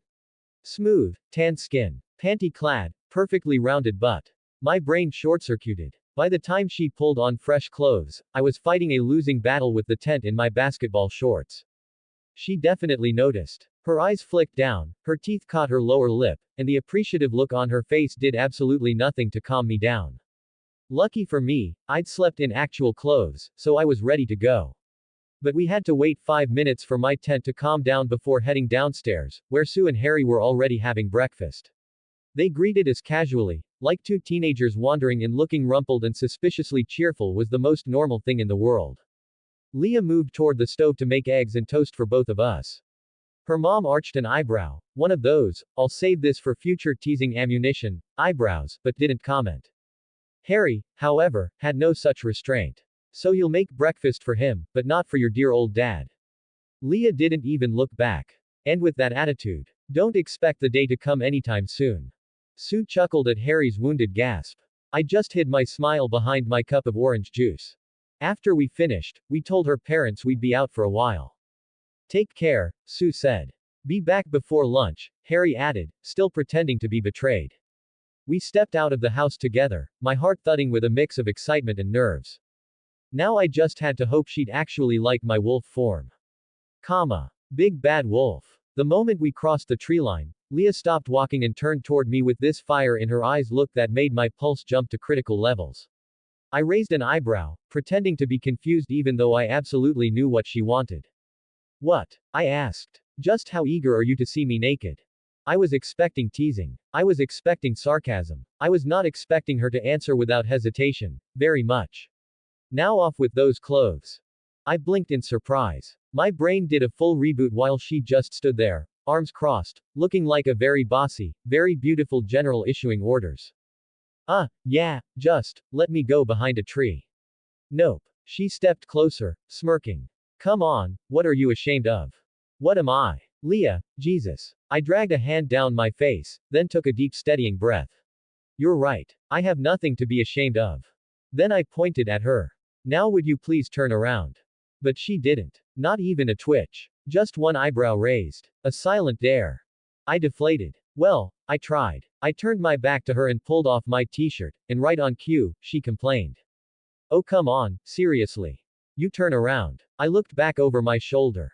You did the same thing earlier. That's different, she said, hands on her hips. How? I demanded.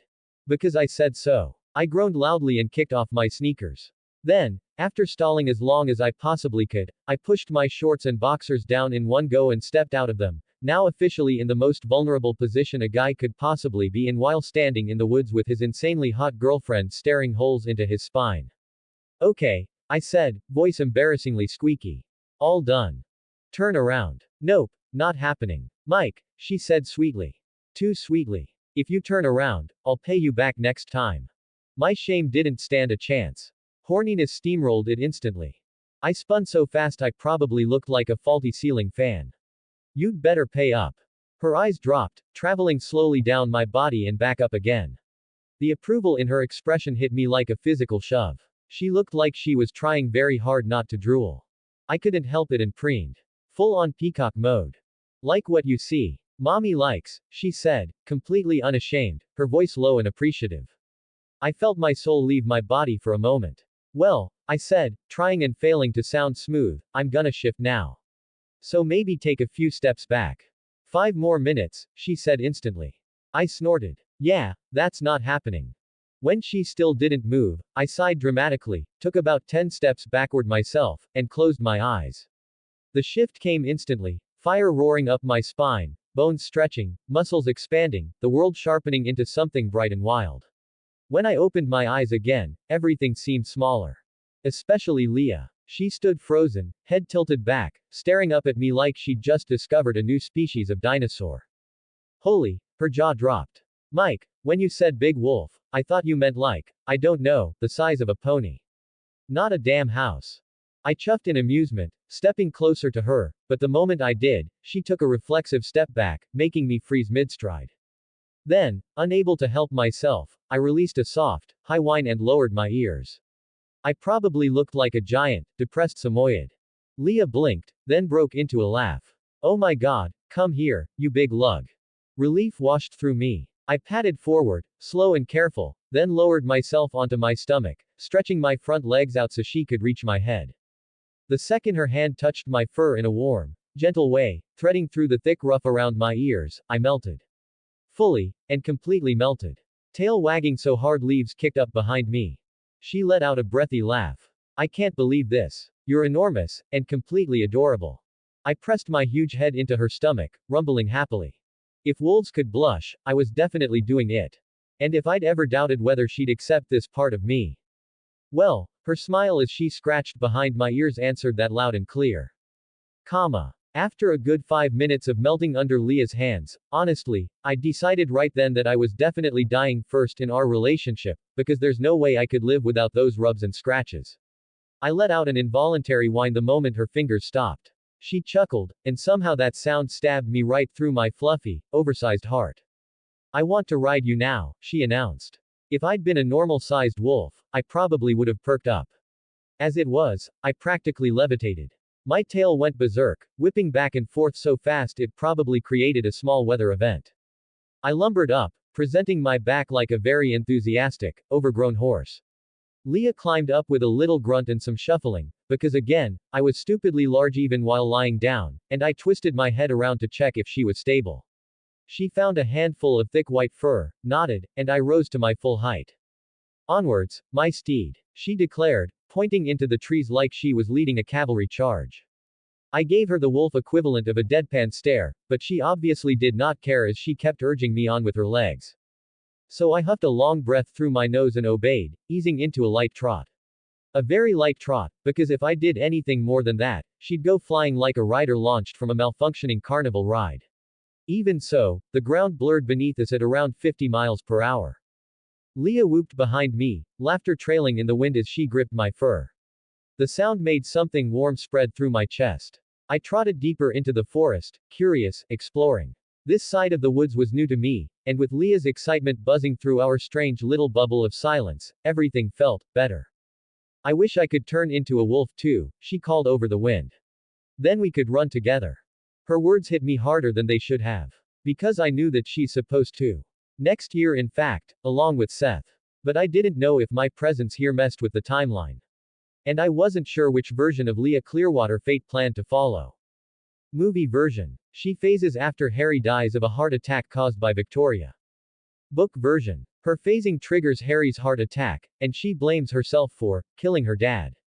Either one. Definitely not happening, not on my watch. I kept moving, but a new smell tickled my nose, sharp, territorial, aggressively familiar. Someone had marked the area. And it definitely wasn't a wild animal. It was one of the other shifters. The scent annoyed me instantly. I didn't even think about it, didn't analyze or second guess. Wolf brain took the wheel. I strutted right up to the marked tree, lifted a leg, and absolutely obliterated the scent with my own. My territory now. I felt very smug about it. Mike. Leah's voice cracked with this perfect blend of exasperation, disbelief, and helpless amusement. I let my leg drop and glanced back at her, tail giving one unapologetic wag. What? He started it. I kept trotting through the woods like the world's largest, fluffiest vandal, stopping every few miles to claim yet another tree. Leah just shook her head every time, half amused, half exasperated. You're unbelievable, she'd mutter, and yet, she never told me to stop. So obviously, I took that as permission. But apparently someone disagreed. I heard him long before I saw him, heavy paws pounding the dirt, breath huffing, heartbeat thundering. The scent-drifting tortoise was the same one I'd been happily overriding since we entered this part of the forest. One of my ears flicked up the moment he was within range. I stepped sideways, and a gray wolf shot past me, jaws snapping on empty air. He landed, spun, and faced me, growling loud enough to make the birds scatter. He was big, about the size of a small horse. But compared to me, yeah, that was a yappy puppy who needed a nap. If my memory of the pack was right, this had to be Paul. Sam was pitch black and way more controlled, Jared was calmer, and he wasn't the charge first escalator type. Paul fit the attitude like a glove. And considering Leah was on my back when he launched that little ambush. Yeah, I was definitely not thrilled. I kept one eye on Bratwolf and turned my head toward Leah. But contrary to expectation, she wasn't scared at all, she was just pissed. Her fingers tightened in my fur. Beat his ass, she ordered. Don't worry about me. Paul must have thought I was distracted, because he lunged for my throat with everything he had. Bad move. I saw it coming a mile away, lifted one paw and swatted him. It was gentle by my standards. But by his. He went airborne, crashed into a massive tree with a sound like a car wreck, and the whole thing toppled over on top of him in a spray of leaves and bark. I winced internally. Okay, maybe that was a little more than a swat. Paul crawled out from under the fallen tree, staggering, shaking off debris, looking furious and confused in equal measure.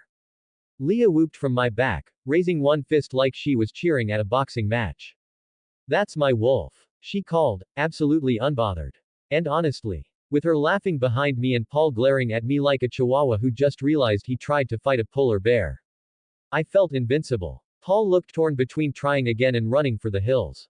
His growling faltered, ears flicking back, and then suddenly he froze, stiffening like a pet dog who'd just been caught chewing on the couch cushion. I smelled why before they appeared. 2 new wolf scents moved through the forest toward us, fast and purposeful. The first shape to break through the trees was a dark gray wolf with almost black paws, just a bit leaner than Paul. This was definitely Jared. Right behind him came a pitch black wolf, larger than both by half a head. Sam Yulee, their alpha. They lined up in formation across from me, Sam in front, Jared at his right, Paul on the left but a half step behind, clearly the lowest ranked of the trio. I thought for a moment, then tried something on instinct, pushing my thoughts outward, the way the Twilight wolves communicated.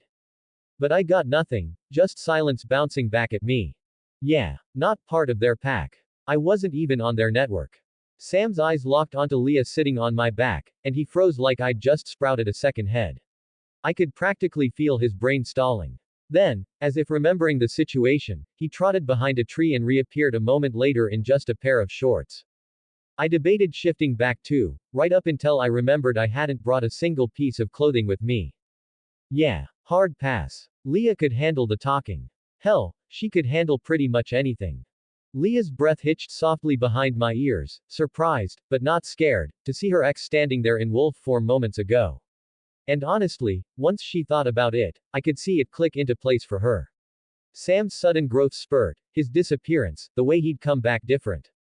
Sam, she said in a neutral tone that made it very clear she didn't care about him anymore. Leah, Sam's voice was complicated, tangled, maybe even guilty. Then he forced himself back to business.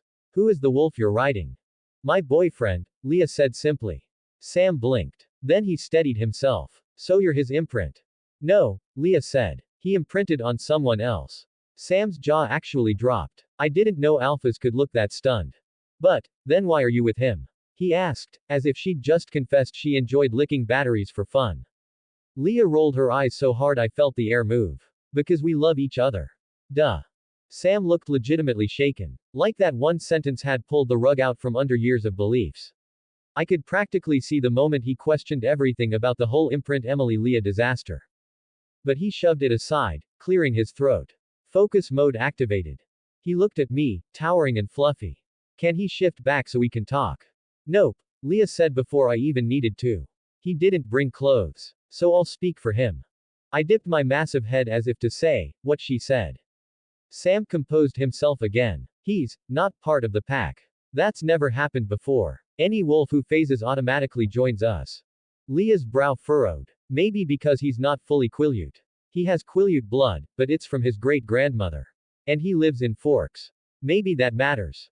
Sam mulled it over. It might. Then he nodded at the still wobbling gray wolf behind him. And I'm sorry about Paul's behavior. Leah blinked. That's Paul. She looked him up and down. Damn. I should have told Mike to hit him harder. Paul growled angrily. Sam opened his mouth, probably to scold him, but I beat him to it. I let out a deep, thunderous growl, the kind that vibrated through the soil and rustled the leaves overhead. Paul shrank immediately, tail drooping. Even Jared and Sam flinched back a step before they caught themselves. Good. Let them understand the size difference. Let them understand Leah was mine to protect. Sam took a steadying breath, shoulders squaring in that classic, I'm the alpha here, posture. This area is pack territory, he said, voice firm. If he's not part of the pack, he needs to leave. A growl stirred in my chest before I could stop it, but Leah beat me to speaking. So what? She shot back, arms crossing. This is my home too. I can invite whoever I want. You don't get to tell me who I can or can't bring. Sam blinked, thrown off by how fast, and how fiercely, she countered him. Leah, this is different. It's a wolf thing. No, she cut in. It's you trying to pull rank. And it's not working. Damn, I loved her. Sam hesitated, his jaw tightening. Then, realizing he wasn't going to win this head on, he took a small step back and softened his tone. All right, he said carefully. He can stay. As long as he doesn't cause any trouble. Leah raised a brow, unimpressed. Sam exhaled. But please tell him to stop marking the territory as his. Leah snorted, actually snorted, and looked down at me with an incredulous grin. Hear that, Mike? You'll have to stop peeing in their backyard. I turned my giant head toward her and let out the most dramatic, sorrowful wolf whine I could muster. But I still have a lot more to pee, I tried to convey with every pathetic inch of my body. She burst out laughing, nearly sliding off my back. Even Jared looked like he was fighting a smile. Paul, still sulking next to a fallen tree, did not. Leah wiped a tear from her eye and turned back to Sam. If that's all, we're going back. Sam looked like he had something else burning a hole in his throat, questions, warnings, maybe guilt, but after a moment, he swallowed it down. Not the time. Not the place. Let's go, he finally said to Jared and Paul. He went to shift back and the three wolves turned and retreated into the trees, leaving me and Leah alone again in the quiet forest, her hand buried in my fur, my tail thumping the ground despite everything. That was so satisfying, she said happily. Yeah. I completely agree. The truth behind the scars. Sam. We ran. Three massive shapes cutting through the forest, paws hammering the ground, breath steaming in the cool air. But even with my wolf form carrying me forward on instinct and muscle memory, my mind lagged far behind. If it weren't for the Pac-Man tether between us, I probably would have faceplanted into a stump by now. Twice. Sam, heads up. Root. Jared's warning cut through my spiraling thoughts just in time. I shifted my weight and vaulted over the gnarled root half-buried in the dirt. I should have felt grateful. Instead, all I felt was numb. Because Leah's words wouldn't stop replaying in my head. Because we love each other. Duh. He imprinted on someone else. He chose her over his imprint. That stuck like a barb under my ribs. Because I knew what imprinting felt like. Absolutely overwhelming and all-consuming. When it hit me, when I saw Emily after phasing for the first time, every feeling I'd ever had for Leah collapsed in on itself like a dying star. 1 second she was the girl I thought I'd marry. The next she was, background noise. And I'd spent months telling myself I had no choice. That imprinting was bigger than me. That I wasn't the villain, that I was a victim of some cosmic rewiring I never asked for. But if Mike could imprint on someone and still choose Leah, then what did that make me? Weak. Faulty. A pathetic imitation of a man, just like him. The thought hit too fast, too raw. My paws stumbled, claws digging into the dirt. Emily's voice flashed through my memory, sharp and furious, you're just like your father. She didn't know what it would do to me. She didn't mean to, but I'd seen red anyway. And then I'd hurt her. Because she was right. Because a part of me believed it. Sam. Jared's voice boomed in my skull, and something about his tone snapped me out of the downward slide. What? I answered, though it came out more like a growl than a word. You're spiraling, man. Hard. Look, listen to me. You are not your father. I would know. I'm literally plugged into your head. Jared pushed more emotion into the link than usual, concern, steadying calm, even a touch of humor. And trust me, you're a good man. Every time you think about the imprint, your emotions go all over the place. It was overwhelming. Honestly, I don't know if I would have handled it better than you did. A beat passed. Then Paul chimed in, sounding like he hated every syllable he was about to say.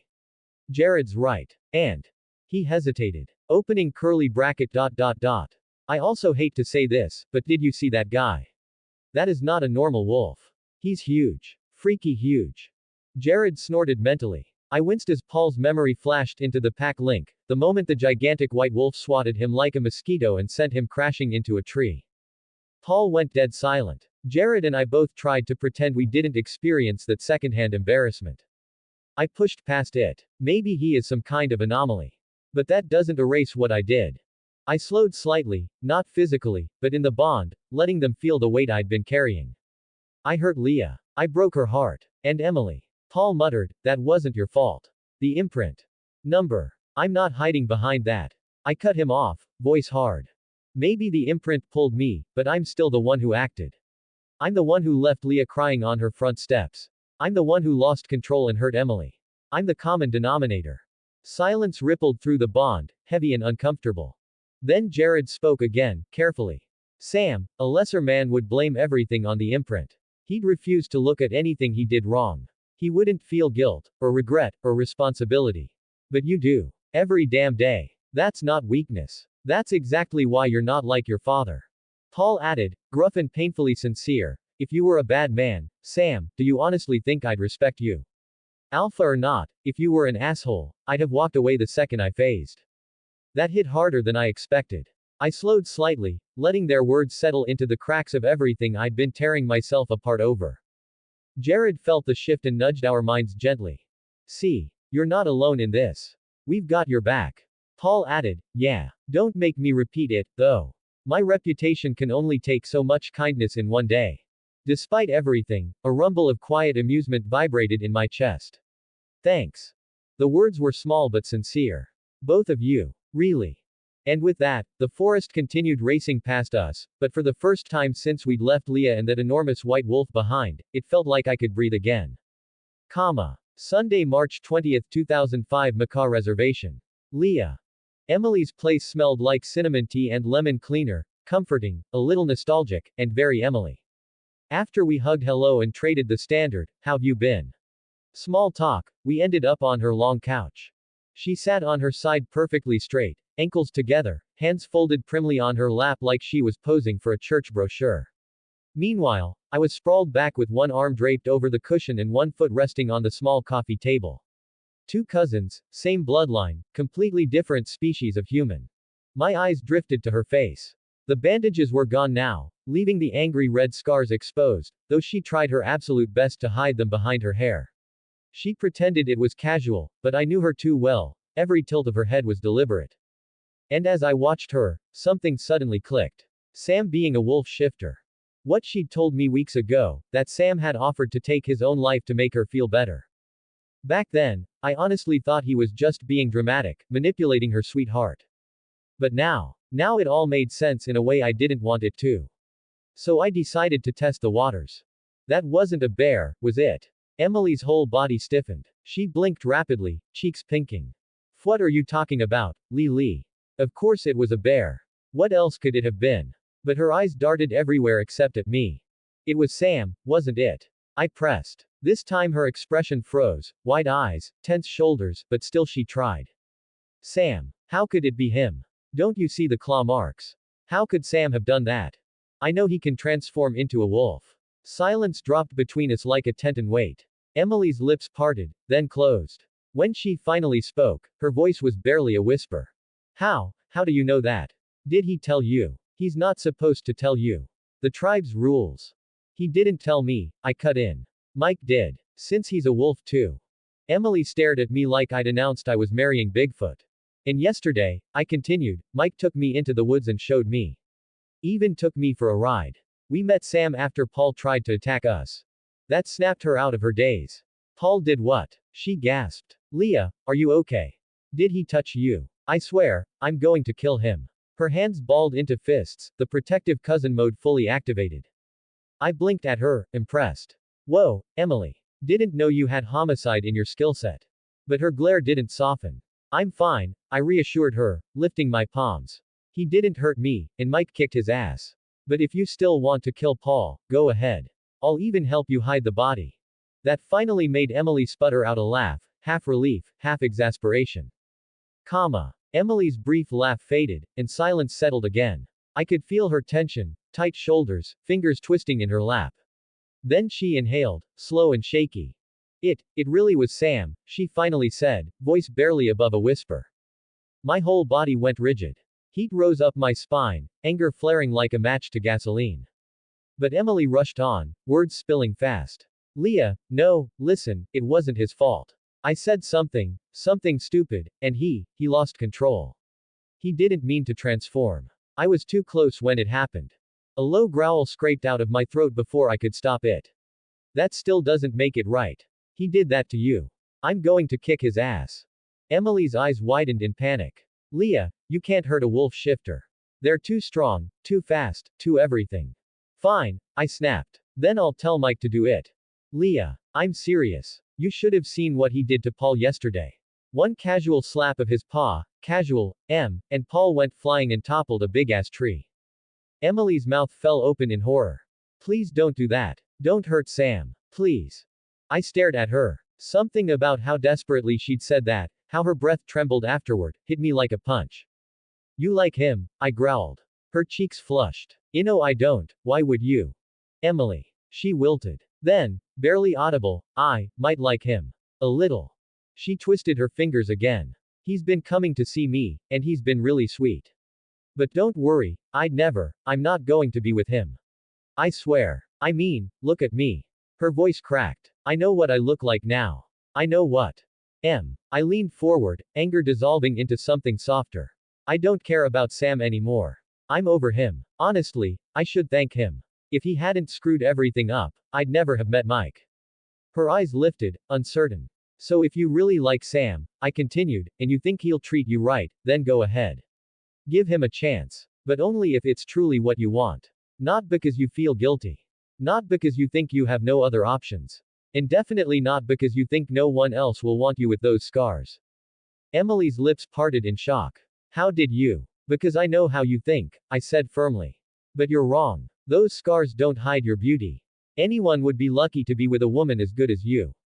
Her eyes trembled, moisture gathering until it spilled over. Then she suddenly threw herself at me, arms tight around my neck. Lee, she wailed, full and bawling like a little kid. I froze for a second, then awkwardly patted her back. Okay, shish, you're gonna drown me here. Come on, it's alright. But she just clung tighter, crying into my shoulder, and for once, I didn't mind it. On my way. Saturday, March 26, 2005. Mike. It's been a week since Leah rode on my back for the first time and since I met the Quileute pack. Apparently the elders heard about the whole thing, because Leah told me her dad had invited me to one of the tribe's bonfires, one of the big ones where they eat until they can't move, and Billy Black tells the tribe's old stories. Normally, the idea of being the outsider at a cultural event like that would have made me feel at least a little nervous. But I've spent so much time shifted lately that my wolf's attitude has been rubbing off on me. The damn thing doesn't experience nervous. It barely acknowledges fear unless something is physically trying to kill us.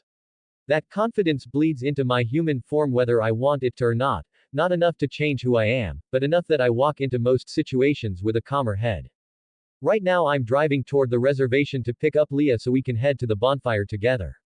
God, I missed her, ridiculously so. It's only been 2 days since I last saw her, and it feels like someone pressed pause on part of me. How the hell did I function before she was in my life? Anyway, onto other problems. Vampire trouble. I spent some time with Bella yesterday, and she told me that catching Victoria is turning into a bigger nightmare than anyone expected. From the way she moves, the Cullens figured she probably has some kind of danger sense. Just a few days ago, Alice had a vision of Victoria approaching Forks. But the moment the Cullens started preparing to intercept her, Victoria changed her mind and bolted somewhere else. And that wasn't a one-time thing. Every time Alice caught sight of her, every single time, the Cullens would head out, and Victoria would suddenly veer off in another direction like she felt a shock of danger crawling up her spine. The scariest part, she's not even making choices anymore. According to Alice, her movement patterns are completely erratic now, no logic, no goals, no hunting routes. Just running, like she's realized that making any deliberate decision puts her at risk of being caught. And that makes her so unpredictable that Alice can barely even see her in her visions, which is frustrating her to no end.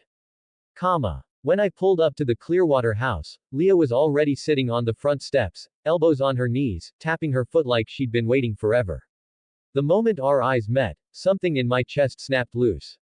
I barely remembered shutting the car door. 1 second I was walking, the next I was practically running, grabbing her by the waist and lifting her clean off the ground. Leah let out a startled laugh as I spun her in a full circle, burying my face against her neck to breathe her in, pine, rain, and whatever shampoo she used that made my brain short-circuit. Mike, put me down, you idiot. She giggled, half berating me, half clinging to my shoulders so she wouldn't fly off like a frisbee. Nope, I said, entirely unrepentant. I need to recharge. 2 days without you is too long. She rolled her eyes at that, but the smile tugging at her lips was impossible to hide. Eventually I forced myself to set her on her feet again, though my hands stayed on her waist longer than necessary. Leah tugged me down into a quick kiss, soft, warm, and entirely too short. You. Gross. We broke apart to find Seth standing in the doorway, staring at us like we'd committed a war crime in broad daylight. Leah flipped him off without missing a beat. I gave him a friendly, "Hey, Seth," and bumped his fist. What do you want? Leah asked, arms crossing in warning. Seth glanced between the two of us with way too much hope in his eyes. Can I come with you guys? Not a chance, Leah said instantly. Sure, hop in, I said at the exact same moment. We both froze. Leah slowly turned her head toward me, betrayal written across her face like really. I lifted my hands defensively. Come on, Leah. You only have one brother, be a little nice to him. And it's a 5-minute drive. He can't possibly annoy you that fast. Leah stared at me like I'd just uttered the single dumbest sentence she'd ever heard. You have no idea. But then she sighed, shoulders dropping in defeat. Fine. Get in the car before I change my mind, squirt. Seth lit up like a Christmas tree and bolted past us. Leah groaned under her breath, and I had the sudden suspicion that 5 minutes might actually be plenty of time for Seth to try to murder her sanity. The three of us headed toward the car, and before I could even grab my keys, Seth had already sprinted ahead and claimed the passenger seat like a conquering warlord. Leah stopped dead behind him, staring into the window with a look of cold, murderous disbelief. Seth, she said flatly, move. No way. He buckled himself in with exaggerated speed. Shotgun means shotgun. I need to control the radio. I didn't even have time to intervene before Leah grabbed him, actually grabbed him, by the back of his hoodie like a puppy being hauled by the scruff. She yanked him out of the seat with one smooth pull, ignoring his flailing limbs and outraged squawking, then shoved him into the backseat with the grace and gentleness of someone loading cargo. Leah, Seth complained, scrambling upright. You're like a female Tyrannosaurus. Leah turned her head just enough to level a glare at him through half-lidded eyes. Seth immediately went silent. For a full 10 seconds. As I slid into the driver's seat, I couldn't help side-eyeing Leah. She had lifted Seth like he weighed nothing. He wasn't huge, but still, she'd never tossed him around that easily before. Is she starting to phase? The thought hit me with cold certainty. But I pushed it down for now. Not the time, not the place, this was a conversation better done in private. I started the engine and pulled onto the road toward First Beach. Seth, having regained the ability to speak, immediately began vibrating with excitement. This is so cool. We should totally do a road trip someday. Like, a real one. Just imagine it, Mike, you and me, two best friends, cruising down the highway, no restrictions, no nagging parents, no annoying sisters. A low growl began rumbling from the front passenger seat. I glanced over. Leah sat stiffly, hands clenched on her thighs, jaw locked tight. The kind of expression that said she was calculating whether she could open the car door, grab Seth, throw him into the forest, and get back in before we reached the stop sign. Seth, oblivious to danger like only a 12-year-old could be, continued. We'll have the windows down, the music blasting. Mike, what do you think? Should we start planning tonight? I say we. Leah twisted halfway in her seat, eyes glowing with I will murder you energy. Seth's voice finally trailed off. Be quiet now, he squeaked. But only for about 15 seconds. I suppressed a laugh and focused on the road. This was going to be the longest 5-minute drive of Leah's life. I'm gonna put on some music, I announced. For the safety of everyone involved. I flicked on the radio and the opening notes of On My Way by Phil Collins filled the car. Seth gasped like he'd just witnessed a miracle. No way, this is my favorite. I love this song. Go ahead, Coda, I said with a grin, giving him a nod. Seth immediately launched into the lyrics with the unrestrained enthusiasm of a kid who refused to acknowledge the existence of pitch. I joined in, because why not? It was impossible not to. Tell everybody I'm on my way. New friends and new places to see. Our voices, his chaotic screeching and my off-key but committed attempt, blended into something that could generously be described as sound. Leah, arms crossed and pretending to stare out the window in deep, long-suffering irritation, didn't fool me for a second. I caught the tiny smile pulling at the corner of her mouth, the way her shoulders relaxed just a little. She tried to smother it, but it was there, bright and warm. Seeing her expression soften while her brother belted out the chorus with zero shame made something inside me swell with affection. Maybe the wolf confidence was doing its thing again, but moments like this, they made me feel grounded. Like I belonged here with them. Seth hit a particularly enthusiastic note and nearly cracked the windows. Leah snorted. And somehow, the car felt lighter, happier, as if the goofy singing had chased away the tension. Yeah, this was good. By the firelight. Mike. By the time we rolled into the parking lot by First Beach, the last notes of On My Way were fading out. Seth tried to hold the final, I'm on my way, a little too long, cracked spectacularly, and then dissolved into laughter. Leah exhaled like someone who'd just survived a near-death experience. Thank God, she muttered, rubbing her temples. My ears were about to file a restraining order against both of you. Seth and I exchanged a proud glance. We were clearly a gift to the musical world. I stepped out of the car and scanned the beach. Sand. Driftwood. A couple of fishermen in the distance. No giant fire, no gathering, no nothing. I frowned. Did we miss it? I asked, turning a slow, confused circle. Leah's laugh burst out instantly, she seemed way too amused at my suffering. Oh my God, Mike, she said, poking my cheek like I was a malfunctioning android. The bonfire isn't here. We have to walk to the cliffs. A hike. I blinked at her. Why didn't you say that earlier? I did. You just weren't listening. You definitely did not. I definitely did. She smirked. I pouted, and Seth zipped past us like an overcaffeinated squirrel. We grabbed the bags. Well, I grabbed the bags. Seth grabbed one small bag of chips and declared himself helping. Leah started up the narrow trail through the trees, and I fell into step behind her. Which turned out to be a dangerous decision for someone with a pulse. Leah's hips swayed just enough to be intentional, just enough for her to glance back and catch me staring. She raised an eyebrow like she was saying I know exactly what you're doing, and I couldn't even deny it. I was a man in love and a horny teenager, what was I supposed to do? Look away. Absolutely not. The trek wasn't long, maybe 10 or so minutes, sunlight slipping through the branches, the ocean rumbling faintly below us. When we finally came out onto the cliff clearing, the bonfire was already roaring, big enough to make the air shimmer around it. And, yeah, everyone was already here. Sam, Jared, and Paul stood together off to the side like a trio of judgmental gargoyles. Jacob, Embry, and Quill were seated halfway around the fire, poking sticks into the flames. Billy Black sat near them in his wheelchair, listening to whatever conversation Quill's grandfather was rambling about. For a second I wondered how Billy had gotten all the way up here. Probably a pack-assisted Uber service. Super strength had its perks. I could already imagine Sam carrying him on his back like a sack of potatoes, or maybe a backpack, just like Deadpool in the movie when he lost his legs. Harry and Sue Clearwater were nearby, and the moment they spotted Seth, both parents descended upon him like twin hawks. Seth Clearwater, Sue snapped, arms crossed. Harry added, did you forget something before leaving the house? Seth froze. Sunscreen. No, Sue said, voice sharp as a dagger. The part where you're grounded. I turned my head toward him so slowly it probably qualified as a horror movie effect. You're grounded? I asked. Seth shrugged, nervous smile wobbling.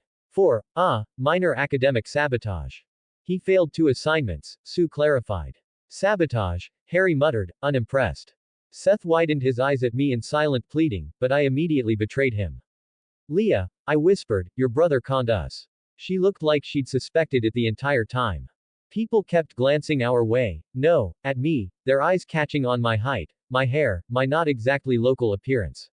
Some were subtle. Others weren't. It felt like stepping on a stage one didn't audition for. My shoulders tensed before I even realized it, so Leah slipped her hand into mine. Don't mind them, she murmured, voice low but steady. They stare at anything that isn't Quileute.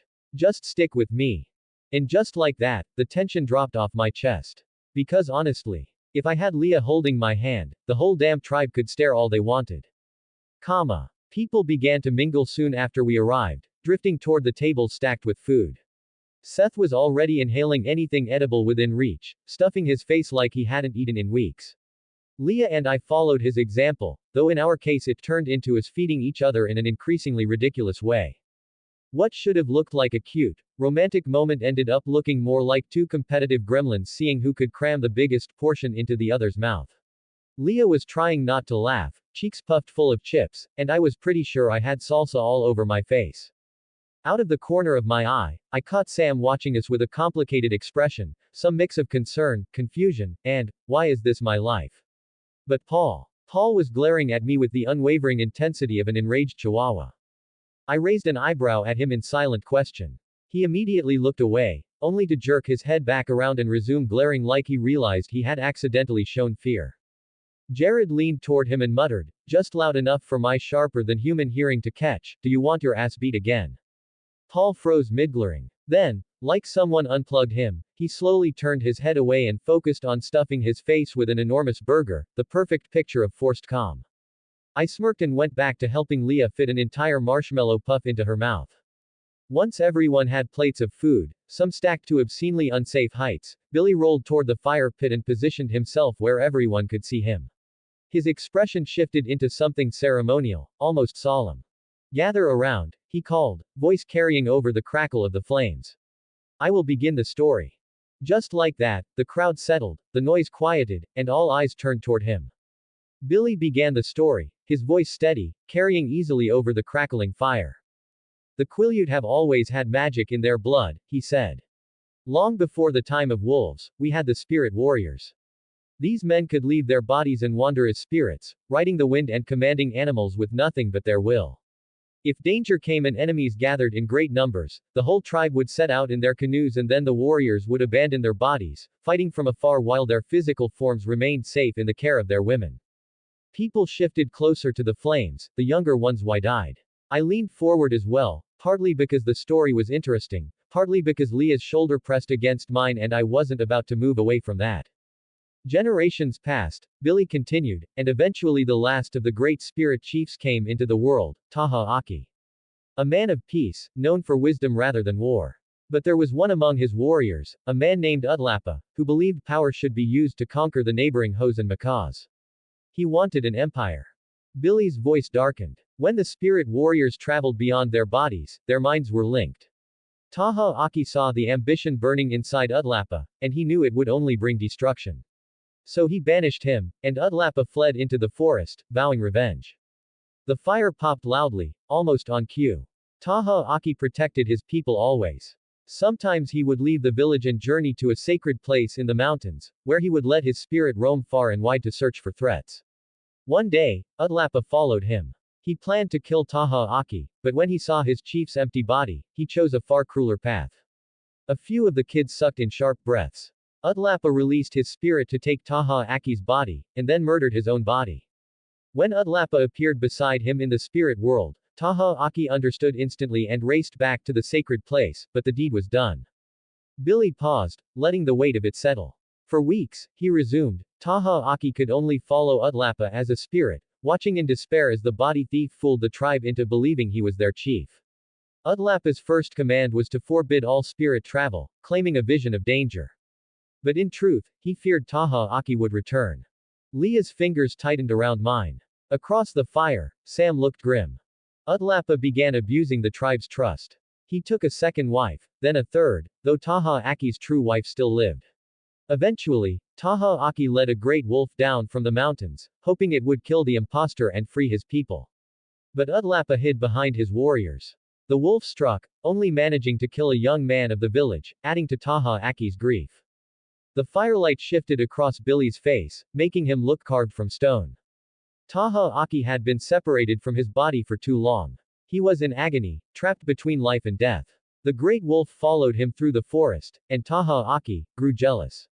The animal had a body, a heartbeat, a life. So he asked the wolf if they might share it. A hush fell over the beach. And the wolf agreed. He let that hang for several seconds. Together, spirit and wolf, they returned to the village. The people panicked at the sight of the beast, shouting for the warriors. But the wolf stepped back from their spears and tried to speak. Tried to yelp the ancient songs. A few murmurs rippled through the crowd. It was old Ute who understood first. The oldest of the warriors, and the only one with the courage to disobey Utlapa. He left his body, entered the spirit realm, and saw the truth in an instant. Ute welcomed Taha Aki back. Billy's tone dropped lower. Utlapa realized what had happened and rushed toward Ute's empty body with a knife. Ute returned too late to defend himself, but not too late to warn the others. His spirit left the world as Utlapa struck him down. Even the wind seemed to quiet. Taha Aki's grief transformed into rage. The wolf shuddered and changed, becoming a man. Not the old body Utlapa had stolen, but the younger spirit form Taha Aki had always worn. The warriors recognized him at once. The pack members straightened unconsciously. Utlapa tried to flee, but Taha Aki had the wolf's strength. He killed the impostor and ended the deception. Peace returned. Only one law remained changed, the forbidding of spirit travel, forever. Billy nodded once, slowly. From that day, Taha Aki was the great wolf, the spirit man. He led for many years without aging. He fathered sons who found, in time, that they too could take on the form of wolves when danger threatened. But each wolf was shaped by the man's spirit. Some were warriors who, like Taha Aki, did not age. Others feared the transformation, avoided it, and grew old. Billy let the silence stretch, the fire crackling softly. And thus, he finished, the first wolf shifters were born. As Billy finished the tale, the fire crackled loudly, sending a shower of sparks spiraling up into the night sky. People began murmuring, shifting, settling again, but Billy's eyes didn't leave the pack. One by one, he looked at Sam, then Jared, then Paul, and finally, his gaze landed on me. He held it for a moment longer than felt comfortable. My wolf bristled, not defensively, just alert, as if Billy had just seen it. But it was something Billy said almost at the end of the story that stuck in my head, looping like a song lyric I couldn't shake. Each wolf was shaped by the man's spirit. Shaped by the man's spirit. I swallowed. Was that why I was so damn big in wolf form? I wasn't just me in there. I was, well, two people crammed into one life. Two spirits sharing one body, no, sharing oneself. Taha Aki had fused with a wolf and changed shape accordingly. I had fused with someone else long before I even understood what that meant. Two sets of instincts, two histories, two emotional cores pressed into one soul. Maybe my wolf wasn't double-sized, because of some cosmic accident or weird mutation. Maybe he was exactly as big as he was supposed to be. Leah nudged me gently with her shoulder, probably thinking I was zoning out. And yeah, maybe I was. But only because everything I'd just heard felt like someone had taken my insides apart and rearranged them with a new label. You make sense. I let out a soft breath. Yeah, maybe for the first time, I actually did. Council talk. Mike. Everyone slowly began heading back toward the cars, or directly to their homes if they walked, the fire dying down to glowing embers. I was about to follow Leah and Seth when Harry stepped up in front of me, expression serious. Mike, could you stay back for a moment? Leah immediately tightened her grip on my hand. Dad. This is council business, Harry said gently but firmly. It won't take long, and it's nothing bad. You don't need to worry. Leah still looked like she very much wanted to worry. I squeezed her hand, gave her my car keys, and nodded toward the parking lot. I'll be right there. Go warm up the car. She hesitated, but finally walked off. Seth, on the other hand, got dragged away by Sue like a criminal caught escaping prison. I heard him yelp something about injustice before he disappeared down the trail. When I turned back around, only 7 of us remained. The 3 elders, Quilatira Sr., Harry himself, and Billy Black, current chief. Along with the pack members Sam, Jared, and Paul. A nice little audience. All right, I said, folding my arms. What's all this about? Billy rolled slightly closer in his wheelchair, posture straightening. We heard you also carry the wolf gene. Yep. Black family line. I shrugged. Dorothy Black, Ephraim's older sister, was my great-grandmother. Billy nodded once, absorbing that. But you're not part of the pack. Nope. And I'm not really sure how that's supposed to work. Maybe it's because I don't feel connected to the tribe. Or, something like that. It could be, Billy murmured, thoughtful. Old Quill leaned forward, eyes sharp. We also heard you told Harry's daughter. Of course I did, I said immediately. I tell Leah everything. But she is not your imprint, Quill pressed. No, she isn't. Is that a problem? Quill inhaled as if preparing a lecture, but Harry cut him off, fixing me with a hard stare. Son, the rules say only the council, pack members, and their imprints can be told the truth. But you didn't know, so.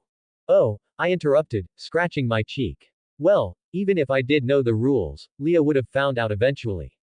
I paused. Since she's also starting to phase. That hit them like a bomb. What? Harry's voice cracked. Sam stiffened. Paul stopped chewing on his gum. Even Billy blinked. That's not possible, Harry growled, shaking his head. Women don't transform. Looks like they can, I said. She's showing all the signs. Anger spikes, well, more than usual, increased strength, higher temperature, all of it. Harry collapsed back into his seat.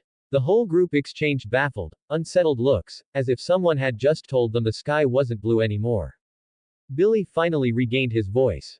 If that's truly the case, we'll need to keep an eye on her. Make sure she has support when the time comes. Don't worry, Harry, Leah won't go through this alone. Sam stepped forward. I'll help her in every way Thanks, I cut in politely, but she already has me. That's all she needs. Sam's jaw clenched, but he didn't say anything. Harry exhaled heavily, then looked at me with narrowed eyes. If she's not your imprint, why are you still with my daughter? And who is your imprint? Ah, the fun question. I debated lying for a whole 2 seconds, then shrugged. Whatever, this wasn't something I needed to hide. My imprint is Bella Swan. Charlie Swan's daughter. Every man in the circle froze. Even Paul. And as for why I'm with Leah, I added. Because I love her. Obviously. That shouldn't be possible, Billy said slowly. Maybe not, I said. But Bella and I are just friends. Yeah, I'm protective of her, but that doesn't mean I'm in love with her. Imprinting or not. And I definitely wasn't about to mention her dating a Cullen. No need to start a supernatural civil war tonight. Harry's expression softened, almost painfully. He looked at me like I'd grown 10 feet taller. Then he turned that same expression toward Sam, except colder. Much colder.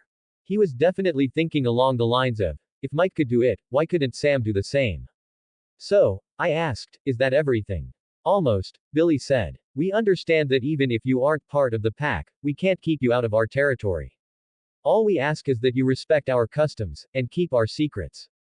Of course, I said. I'm not looking to expose anyone. Billy nodded. Oh, by the way, I added casually, as if I were mentioning I'd forgotten to buy milk. I kind of told my parents. That stopped everyone cold. Harry winced. Sam frowned. Paul froze mid-eye roll. Billy blinked very slowly. I mean, I went on, lifting a hand, I wasn't planning to tell them. At all. But, I got into a bit of trouble with some vampires. The same ones who killed Wayland Forge. All eyes sharpened instantly. I killed 2 of them, I said, but 1 got away. So I figured my parents should know something for safety reasons. A heavy silence fell over the council clearing. Even the breeze shut up. All of them turned toward Billy, waiting for the verdict. Billy exhaled through his nose, thoughtful, but not angry. If that's the situation, he said slowly, we can't fault you. Not when lives are at risk. The others nodded reluctantly, but understanding nonetheless. Sam stepped forward then, shoulders squared. Do you need help tracking the vampire? He asked, voice grim, ready for a fight. I considered it for a heartbeat. Not because I wanted their help, but because they needed to know who, or what, might wander into their territory. Victoria didn't care about borders in the books, and I doubted she'd care now. That won't be necessary, I said. You guys just focus on your land. I already have a deal with the Cullens. That sentence sucked all the oxygen out of the air. Billy stiffened. Harry's brows crashed together. Sam bristled like someone had stepped on his tail. Jared and Paul both opened their mouths, ready to warn me, lecture me, or yell something dramatic. I cut them off before they could. I know you don't trust them, I said firmly.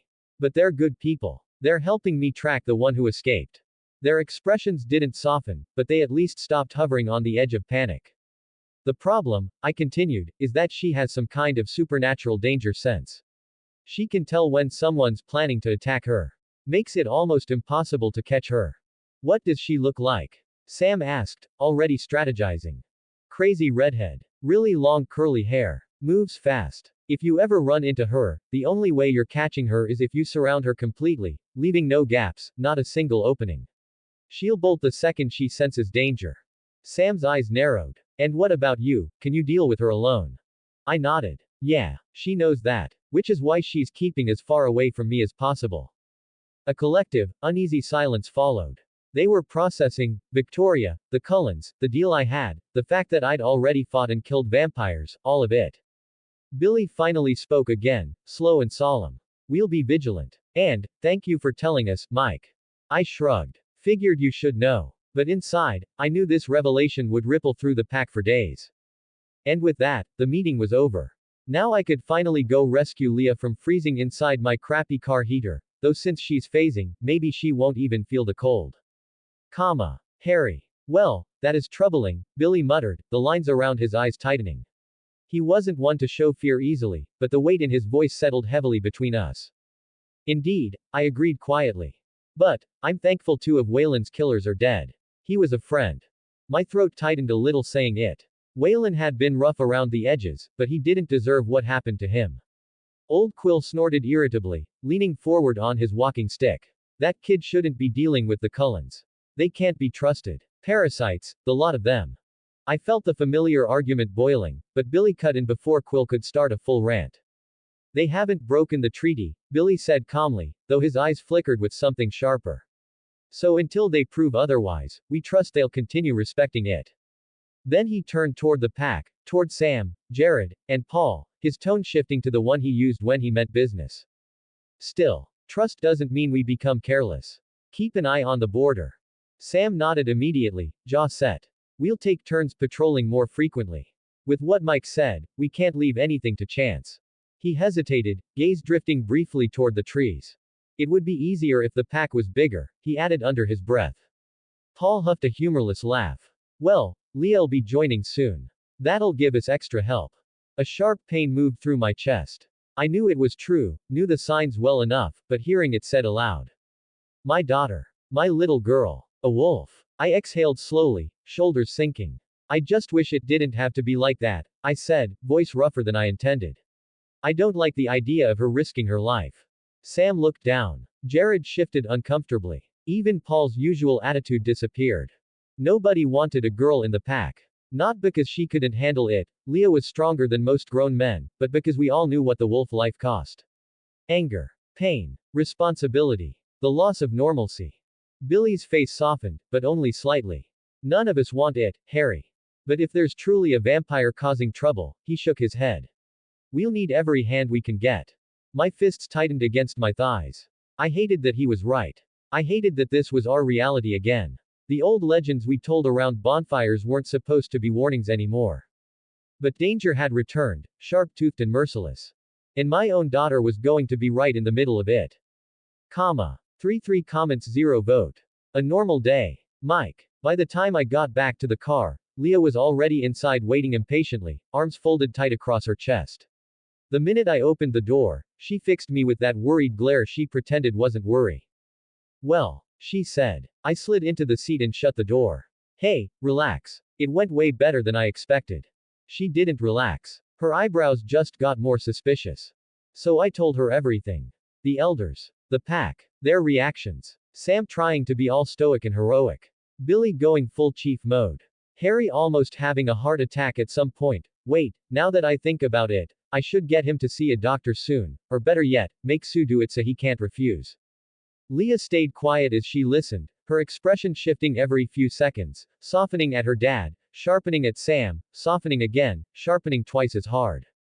When I finished, she exhaled like she'd been holding her breath the whole time. I reached over and squeezed her hand. Oh, right, I added casually, watching her from the corner of my eye. Do you remember when you said you wished you were also a wolf so we could run together? She frowned. Yeah, why? Well, you kinda got your wish. You've got all the signs. You're gonna become a wolf soon.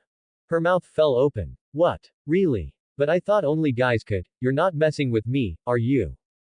The last part came out as a low growl threat. I grinned at her. See. That short temper is pretty common in wolves. Her eyes narrowed dangerously. Who did you say has a short temper? For a second, I honestly thought she was about to punch me and my smile faltered a little. Then she burst out laughing. Okay, she said, the last of her laughter fading. I believe you. I let out a long breath I didn't realize I'd been holding. Good. She leaned back in her seat. So when do I, get all furry? A teasing glint sparked in my eyes before I could stop it. Well, you could try not shaving for a few days and see what. Mike. Her voice dropped into that calm, dangerous tone that meant I was in trouble. Wait, not the face. I didn't mean. Leah launched herself across the middle console, tackling me into the seat. Her palms landed on my cheeks and forehead in rapid-fire playful slaps. Take it back. I'm sorry. I was joking. She leaned in and bit my ear, not hard, but definitely enough to make my entire brain short-circuit. I grabbed her hands before she could slap me again, and somewhere in the middle of the wrestling match she ended up straddling me in the driver's seat.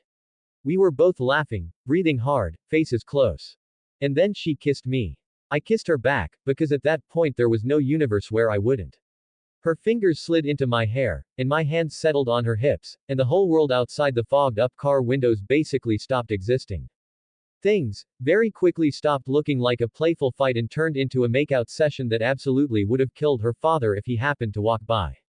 Not that either of us had the mind to think of anything else at the moment. Tuesday, April 26, 2005. It's been a whole month since the bonfire, and honestly, things have been wild. First off, Leah. She went through her growth spurt exactly like I expected, though, growth spurt really doesn't cover it. She shot up from 5 feet 6 inches to 5 feet 11 inches like somebody fast-forwarded her life. And her body. She went from athletic and toned to full fitness model who could crush me between her thighs if she felt like it. Not that you'll ever hear me complaining, instead I'd say, what a way to go. I mean, sure, I may or may not have tripped over a tree root the other day because she was walking in front of me and I got distracted. But honestly, definitely worth the scraped knee. I'd do it again. Probably tomorrow. And fortunately I have super healing to cover the insurance. On the human side of my life, Tyler finally got the cast off his leg, which means I'm no longer his personal chauffeur. Not that it's stopped me from swinging by his house every now and then. Somebody has to enjoy Beth's magnificent cooking and shower her with the praise she absolutely deserves. She pretends she's embarrassed by it, but I swear she plates my meals with extra care now. Tyler says I'm sucking up way too hard. I say he's just jealous his mom likes me more.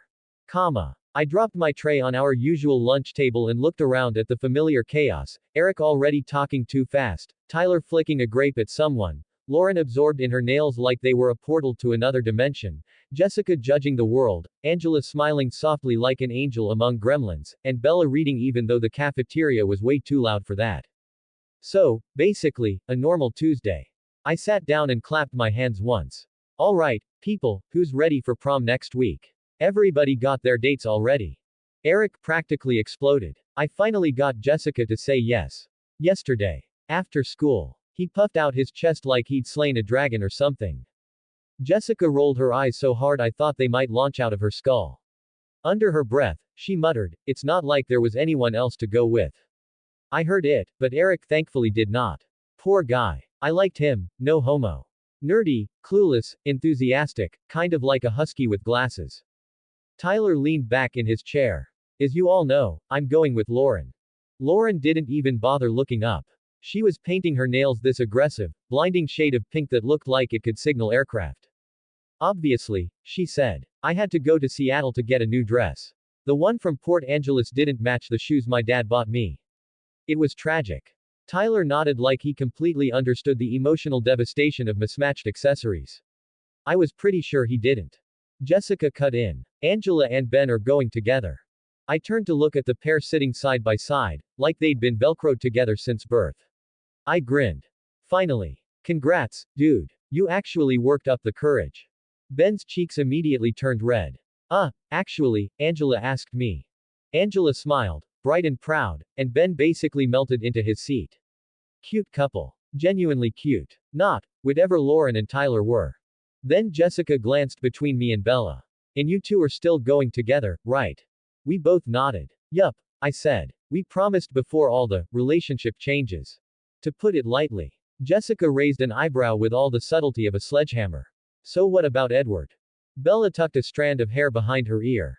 Edward doesn't mind. He knows I agreed to go with Mike before we started dating, and he wants me to have fun with my friends.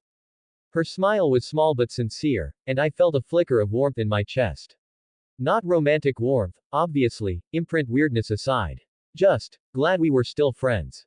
Glad Edward wasn't being a controlling jerk about it. Well, I said, smirking, as your designated human prom date, I promise to only step on your feet a little. She laughed. Aren't those my lines? And we all burst out laughing, knowing just how clumsy Bella could be. Leah. There's your change, asshole, and please don't come back. I handed the guy his receipt with the fakest smile I'd ever smiled in my life. My cheeks hurt from how forced it was. The idiot barely noticed, he was too busy staring at my chest like it held the secrets of the universe. Come on, sweetheart, he said, leaning over the counter like he owned the place. What time do you get off work? I can pick you up, maybe take you back to my place. Goodbye, I cut in flatly. Forever. Now leave. He finally took the hint and walked off, still smirking like he'd accomplished something other than embarrassing himself. The bell over the door jingled behind him.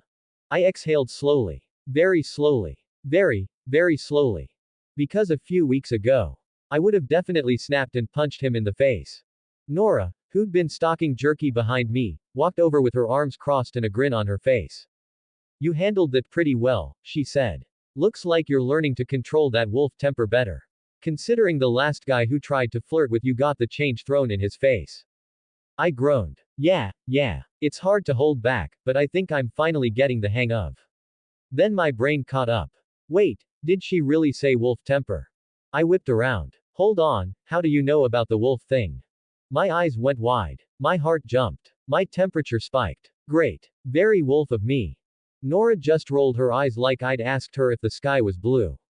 Leah, sweetheart. I'm the chief's older sister. Of course I know. She snorted. Billy tries to act all wise and sneaky, like he can hide things from me. He forgets I'm the one who cleaned his butt and changed his diapers. I choked. What? Oh yeah, she said proudly. I had him figured out before he could even walk straight, well, back when he still could walk. What the hell did that even mean? And before you ask, Nora added, pointing at me with a jerky stick, I also figured out Sam was going to shift way before anyone else did. My stomach twisted a little at that piece of information, but curiosity still won out. If you knew, I said slowly, why didn't you tell me? Sam was my boyfriend at the time. Nora's expression softened. Just a little. The smile faded into something gentler, older. Because it wasn't my place, she said. I might not care much about the stupid rules, never have and never will, but some things are better left alone. Especially when they're going to blow up someone's life. I swallowed hard. The store suddenly felt quieter. She patted my shoulder. Besides, you're handling it better than most guys ever did. You're not breaking shelves or yelling at customers, so I'd say you're doing great. I gave a weak laugh. I threatened to throw a shopping cart at a teenage boy last week. He deserved it, she said without hesitation. He really did. I sighed, leaning against the counter. It's just, everything's changing so fast. My height, my strength, my temper, hell, my entire life. And it's like I'm trying to balance being normal with wanting to rip people's faces off. Nora chuckled. Welcome to being part of the family, kid. I rolled my eyes, but I couldn't stop the smile creeping onto my lips. Maybe I really was getting the hang of this. Prom. Saturday, May 7, 2005. Mike. Prom day. The day of fancy clothes, awkward dancing, questionable hairstyles, and teenagers pretending we're way more mature than we actually are. And here I was, standing in front of my mirror, wrestling with a tie like it was a venomous snake. Attempt number 10 ended with me strangling myself slightly and muttering, nope. I'm done. I give up. I sagged in defeat. Mom. I called loudly, already loosening the mess around my neck. Emergency. Tear-related emergency. Karen came upstairs, took one look at me, and burst out laughing. Oh, Mike, she said, shaking her head as she walked over. So big and still so helpless. Still needs his mommy to save him from the terrifying necktie. Hey, I said, grinning as she took the ends of the tie and started fixing it like she'd done it 1,000 times. Don't worry, Mom. I'll always need you. She softened at that, full mom mode activated, and tightened the knot with a proud little flourish. There you go, she said, patting my chest. Then she cupped my face with both hands. Now lower your head, sweetheart. I need to kiss your cheek before you go. I obeyed, because nobody disobeys Karen Newton when she wants to be affectionate. She kissed my cheek, then stepped back to look at me like I'd just won a Nobel Prize instead of figuring out how to wear clothes. We headed downstairs, with me smoothing my jacket out of habit. Dad was waiting in the living room, arms crossed, wearing the "my son is becoming a man" look he'd probably been practicing all morning. He nodded once. You look good, kid. Thanks, Dad. He stepped closer and straightened the lapels on my jacket, even though they didn't need straightening. You better treat your date like a queen. You understand? I nodded. Of course. That's my boy. And then, just like that, I was officially released into the world. I grabbed the corsage off the counter, double-checked that I didn't drop it, because that would be exactly my luck, and headed for the door. Time to go pick up Bella Swan for prom. And hopefully not make Charlie want to shoot me by saying something stupid. The Swan house looked even more intimidating than usual, maybe because I knew I'd be facing Chief Swan, prom night edition. I took a breath, adjusted my tie, the one Mom saved my life with, and knocked gently. The door swung open almost immediately. Evening, Mike, Charlie said, stepping aside. She's just finishing the last few touches. Come on in. Take a seat. Thank you, Mr. Swan, I said, stepping inside. I sat on the couch, and Charlie parked himself in the armchair across from me like he was settling in to interrogate a suspect. Honestly, it was kind of cute. The guy had absolutely no idea how to be a traditional dad, but he cared. He cared so much it was basically leaking out of him in awkward, stern dad energy. He cleared his throat. Listen, kid. Here we go. You're gonna treat my girl with all the respect she deserves. Hands where they can be seen. Not a single millimeter below the waist. And she better have a good time. I nodded immediately. Of course, Charlie. You don't have to worry. Bella and I are just friends. Charlie visibly relaxed, like a whole 5%, but he still tried to keep the tough cop expression on his face. Good, he said. And don't forget I have a weapon and know how to use it. The way he added that last part awkwardly, like it was a line he'd practiced in the mirror, almost broke me. I had to fight the smile threatening to escape. Before I could respond, light footsteps came down the stairs. Mike. Alice practically sang as she appeared on the landing. Perfect timing. Behind her came her masterpiece. Bella stepped into view wearing a sleeveless blue dress, her usually straight hair done in soft curls that framed her face. She looked, honestly, stunning. I turned to Alice. You seriously outdid yourself. Alice beamed like I'd handed her an Oscar. Bella reached the bottom step, cheeks already pink. So? She asked, then did a little twirl. Which nearly made her topple over. I lunged forward and caught her before she faceplanted into the carpet. Once she was steady, I stepped back and gave her a proper look. You look beautiful, I said honestly. I didn't know you had that in you, Bella. I'm definitely gonna be the envy of the dance, at least until you start stepping on my toes. Then all that envy is gonna turn into sympathy. Bella let out a mortified groan. Alice giggled. And even Charlie, stoic, silent, perpetually tired Charlie, let out a surprised bark of laughter. Not a bad start to prom night, all things considered. Oh, right. I reached into the small box I'd nearly forgotten in my pocket. Before I forget again. I opened it and took out the corsage. Bella watched nervously, her hands hovering like she wasn't sure where to put them. Relax, I told her with a grin. I'm not gonna stab you with it. Her eyes narrowed like she wasn't entirely convinced, but she held still while I gently slipped it onto her wrist. It fit perfectly, thanks to Alice, who'd helped me choose it, because I definitely didn't know Bella's wrist size. It's beautiful, Bella said quietly, turning her hand and watching the little flowers shift. You make it look good, I said. Alice cleared her throat behind us. Okay, lovebirds, well, friendbirds, I better get going. I need to get ready too. I turned to look at her, and frowned. She was already in a sleek black dress, her hair perfect, makeup flawless, everything sparkly in that weirdly Alice way where she somehow managed to look both expensive and deadly. Wait, I said, squinting. You're not ready. If that's not ready, what are you going for? A royal coronation. Alice laughed. This is just a casual dress, Mike. I stared at her. Bella stared at her. Even Charlie, who had never once commented on women's fashion outside of saying, nice jacket, blinked in disbelief. A casual dress, I repeated. Alice, people wear that to weddings. Or award shows. Or, I don't know, funerals if they're the dramatic type. Alice winked. And that's why I'm going to look even better once I actually get ready. She breezed past us toward the door, heels clicking like a countdown to fashionable devastation. Once she was gone, Charlie stood up and walked toward Bella, pulling the classic dad move, straightening a strand of her hair that didn't even need straightening. You look great, Bells, he said, voice a little rough. Bella relaxed into a soft smile. Thank you, Dad. Charlie then turned to me, squinting like I was sunlight he didn't trust. Have fun. Drive safe. We will, I said. I promise. Bella waved at him one more time, and we headed out. I opened the passenger door for her, because Mom raised me right, and because Charlie was definitely watching through the window. Bella climbed in carefully, making sure not to wrinkle the dress Alice almost certainly would have murdered me over. I walked around, slid into the driver's seat, turned the key, and the engine hummed awake. Ready? I asked. Bella took a breath, smiling nervously. As I'll ever be. I pulled out of the driveway and began the drive toward the school, the sky dimming to that perfect pre-evening glow. Prom night had officially begun. A night to remember. Mike. Bella and I pulled into the school parking lot, which was already packed with nervous teenagers pretending they weren't nervous. I put the car in park, jumped out, and jogged around to the passenger side. I swung the door open with an exaggerated bow and offered my hand. Milady. Bella snorted. You're ridiculous. Thank you, I try.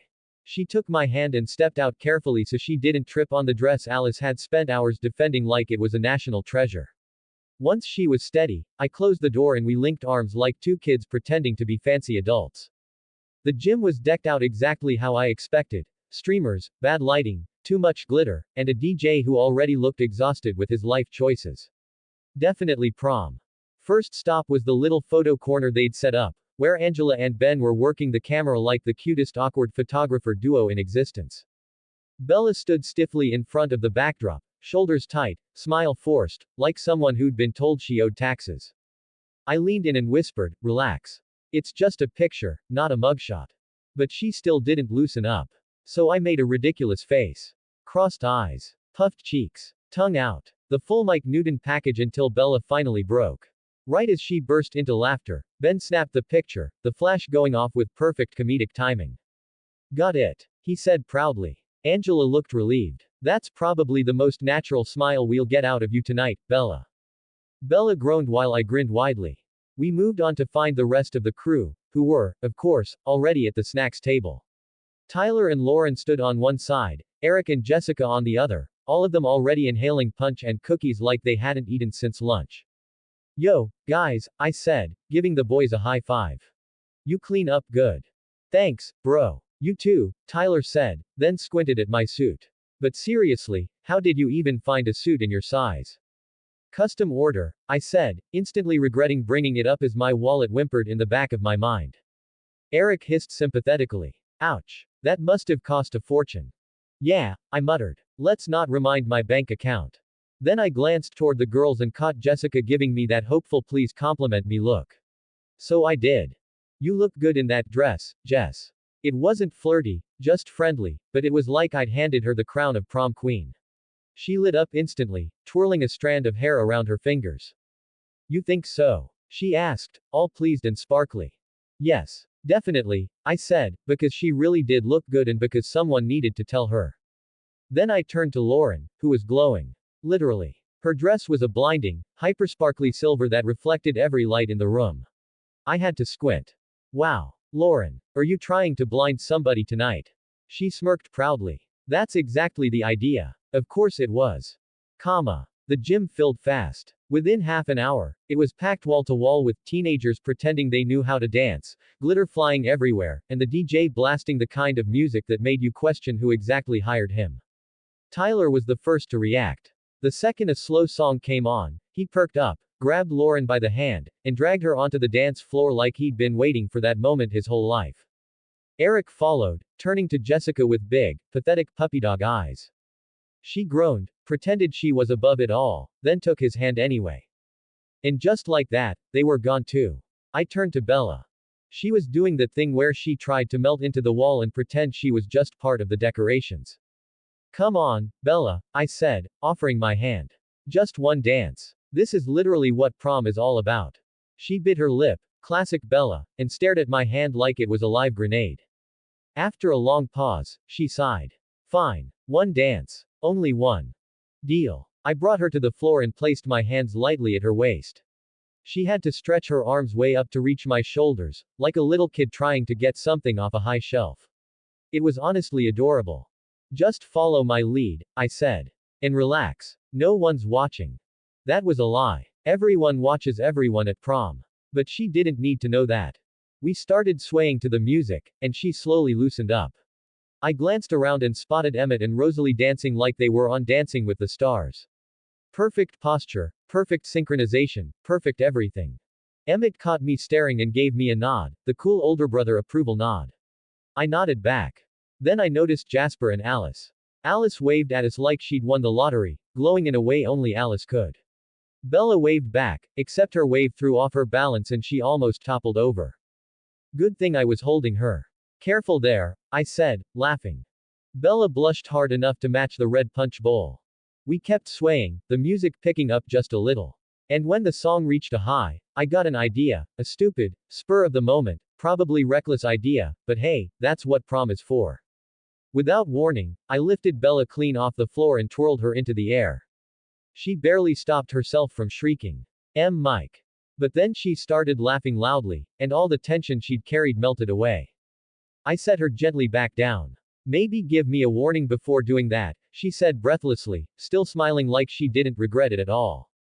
The song faded out. We stepped off the dance floor and made our way back to the punch table. Bella took a big sip like she needed to calm her nerves. That wasn't so bad, right? I asked. She rolled her eyes in the least convincing way possible. It was fine. I've got a surprise for you, I said. Bella blinked. A surprise? Here. Yep. Her confusion deepened, and I couldn't help but smile. Come on, I said, grabbing her hand before she could talk herself out of moving. I want to show you something. She stumbled after me, confused. Mike, where are we going? The punch table is back that way. Patience, I said. Trust the process. The process. She echoed. Mike, if you're dragging me somewhere to do something weird. Oh, absolutely, I said. Extremely weird. The weirdest. She opened her mouth to argue, but then realization hit as I led her toward one of the side hallways, quiet, empty, tucked away from the noise. Mike, she said, slowing down, are you planning? Yes, I said seriously, stopping in front of a shadowed corner. I'm planning something very weird. Bella stared at me, unimpressed. Please don't say murder. Nope. Much worse. I lifted my chin. He's right behind you. She turned, and Edward stepped out from behind the wall like he'd been waiting for a dramatic entrance cue. Which, knowing him, he probably had. He wore a classic black suit that somehow made him look like he stepped off a magazine cover. Bella froze. Edward. What are you, how? I stepped between them like a proud dad at a school play.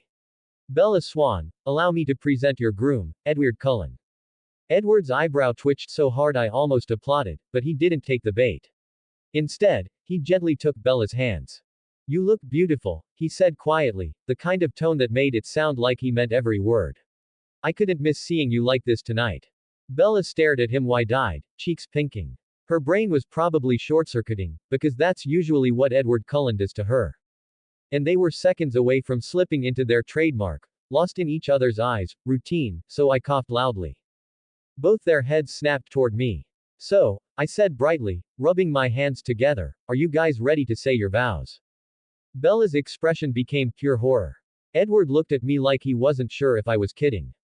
But I wasn't done. Because, I continued, I did a crash course online the other day and just got my official minister license, totally legit, so I can marry you right now.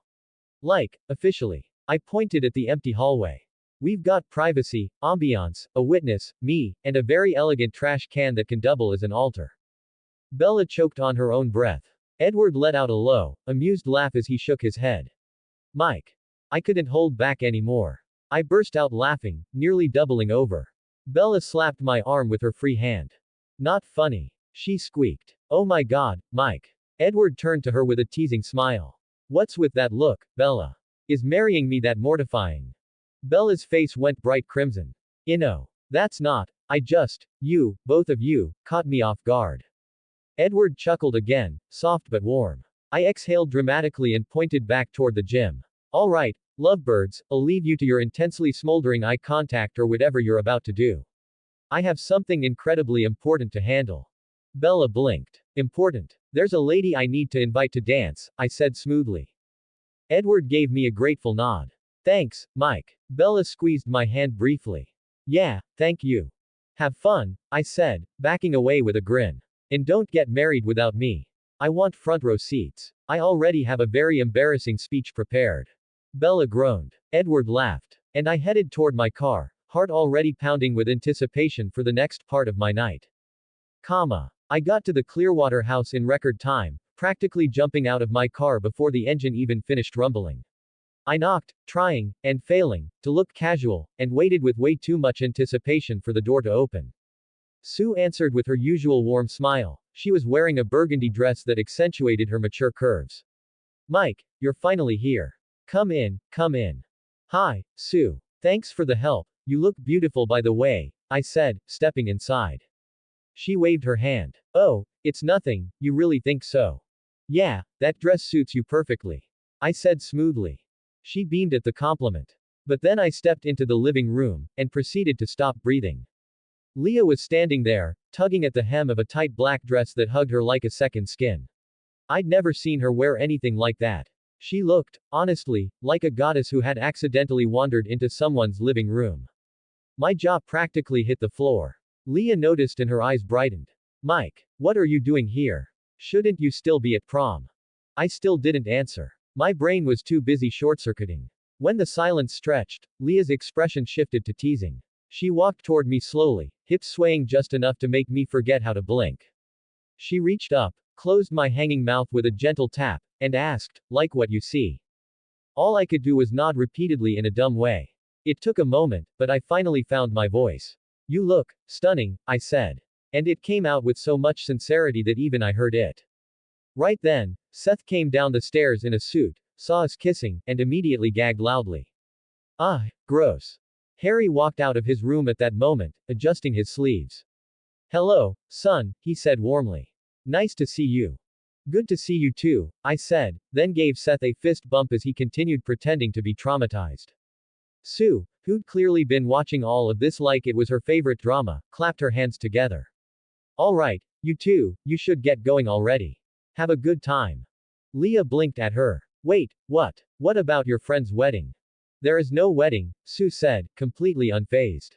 This was all part of mine and Mike's plan to get you into a dress. Both Seth and Harry froze, staring at her with identical betrayed expressions. What? They said together. And why did you make us wear these suits? Harry added, gesturing at himself. Yeah, Mom. You know I hate ties. Seth complained, tugging at his collar.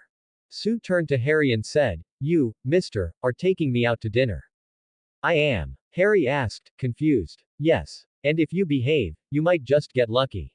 I will. Harry asked, suddenly grinning like a man who just won the lottery. Leah and Seth both shouted, Mom. Seth added, That's disgusting. I just laughed. And what about me? Seth asked. You, Sue said, patting his cheek, can take off the tie and have a date with your game console. There are snacks and soda in the kitchen. Seth whooped like someone just freed him from prison. Sold. You had me at, take the tie off.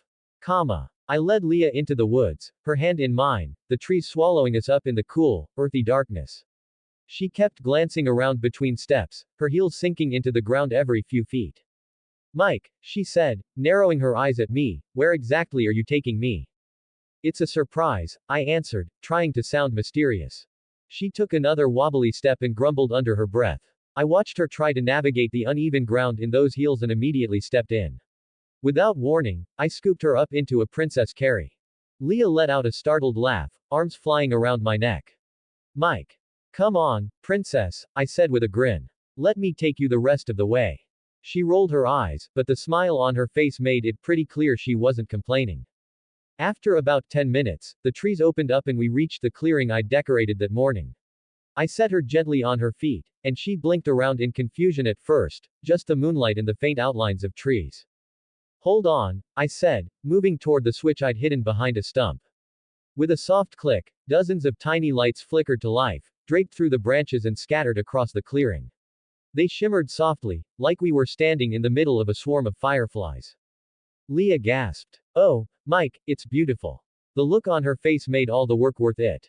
I took her hand again and led her toward the center, where a small table and 2 chairs were waiting. I pulled one out and gestured with a little half bow. Your seat, milady. She smiled and said, thank you, sitting as gracefully as anyone could in a dress like that. I grabbed the cooler I'd hidden nearby and started pulling out what I'd packed earlier, chicken salad, sandwiches, nothing fancy since there was no way to bring hot food out here without giving away the surprise. Then I set down a bottle of Coke. Leah immediately frowned. Where's my Pepsi? You're lucky I remembered the forks, I shot back. She still took the glass and sipped from it anyway. As we ate, Leah looked at me curiously. What about Bella? Did you just leave her alone at prom? Nah, I said. I handed her off to Edward after our first dance. It didn't last long, but we had a good time. Leah raised an eyebrow but didn't comment. Instead, she kept eating with a small smile, like she was satisfied with the answer. Once we finished the food, I opened the last container, chocolate-covered strawberries I'd made that afternoon. Leah's eyes softened immediately. Really, I said, offering her one. We ended up feeding each other across the little table, laughing between bites, chocolate smudging the corners of our mouths as the glowing lights wrapped the clearing in a warm, dreamlike glow. After we finished dessert and sat for a few minutes letting everything settle, I reached under the table and pulled out the small portable radio I'd hidden there earlier. When Leah noticed what I was holding, her brows rose suspiciously. I stood and held out my hand. Leah Clearwater, I said in my best dramatic voice, would you do me the honor of sharing a dance with me?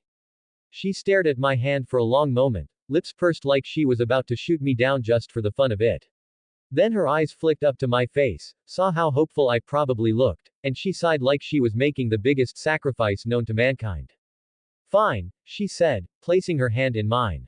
But first, she lifted a finger, the shoes. There is no universe where I can dance on this bumpy ground in heels. She slipped them off and stood barefoot on the cool grass, giving me a mock glare. And you better not step on my toes. I wouldn't dare, I promised. I switched on the radio and hit play. The soft opening notes of You're Beautiful by James Blunt floated through the clearing. Leah stared at me with the most deadpan expression imaginable. Seriously. What? It's a classic. It's a breakup song. Details, I shrugged, pulling her gently closer. Despite her teasing, she settled her hands on my shoulders, her touch warm against the cool night air. I rested mine on her waist, and we began to sway slowly under the string lights. I couldn't help but notice how she fit much better in my arms than Bella ever could.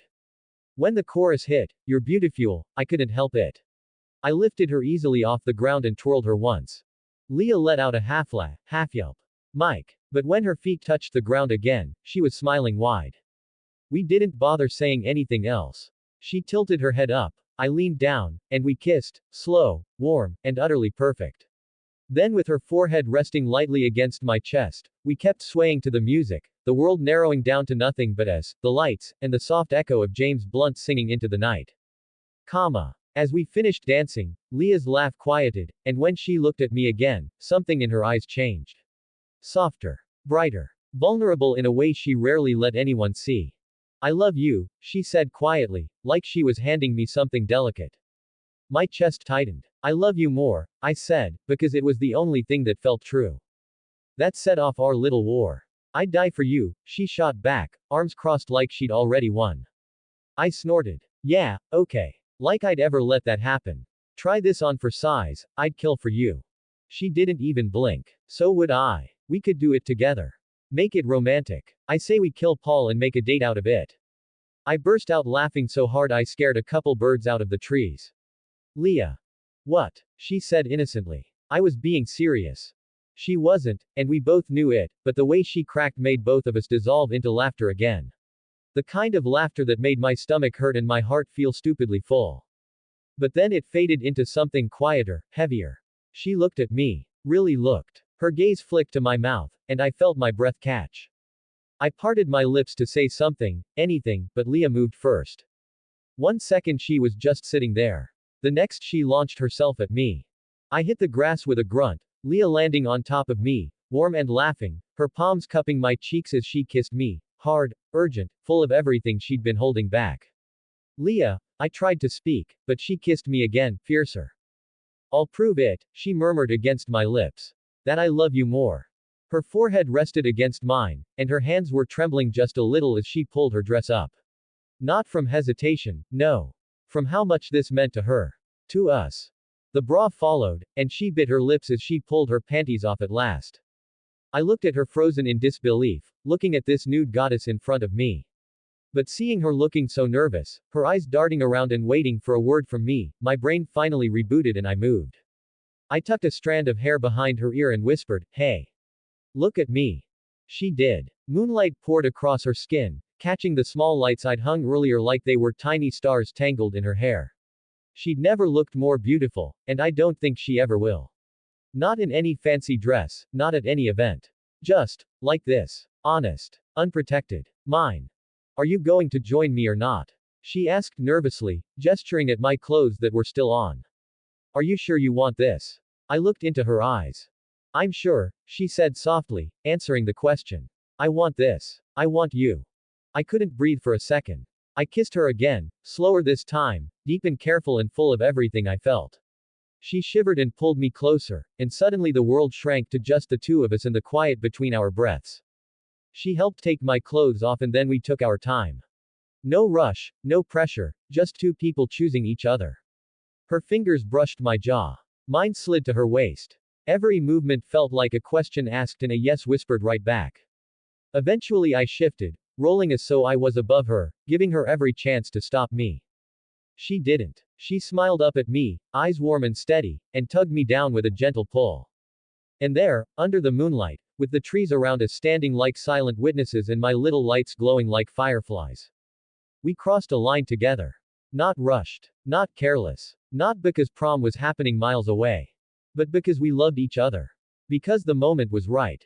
Because she wanted me, and I wanted her, and nothing else in the world mattered. Because we were us. Leah meets the parents. Saturday, May 14, 2005. Mike. It had been a week since prom, and I had finally invited Leah to meet my parents. Honestly, I should have done it a long time ago, but between everything that had been going on and my very real fear of my mom pulling out the old photo albums filled with humiliating pictures of my infancy, I kept putting it off. Unfortunately for me, my mom had insisted I invite my girlfriend over, and Leah had been insisting just as much that she wanted to meet my parents. With both of them united against me, I really didn't have a choice but to agree.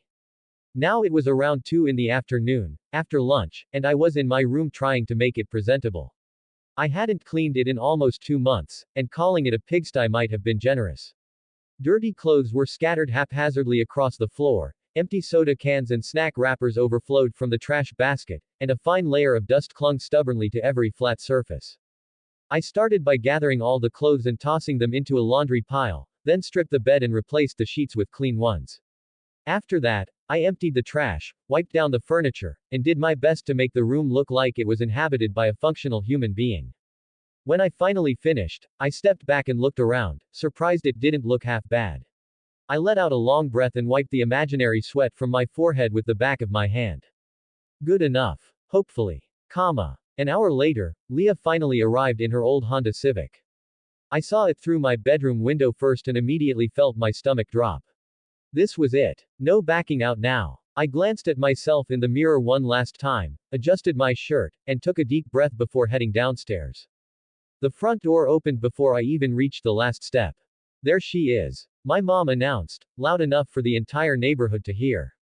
I cringed. Mom, please don't yell. Leah stepped inside, looking effortlessly confident and completely unaware she was walking into enemy territory. She smiled politely, her posture straight, hands clasped in front of her like she was meeting royalty instead of my parents. Hi, she said warmly. I'm Leah. It's really nice to finally meet you. Oh, honey, we know exactly who you are, my mom said, already beaming. I'm Karen. And this is Bradley, Mike's father. My dad nodded and offered a handshake. Nice to meet you, Leah. We've heard a lot about you.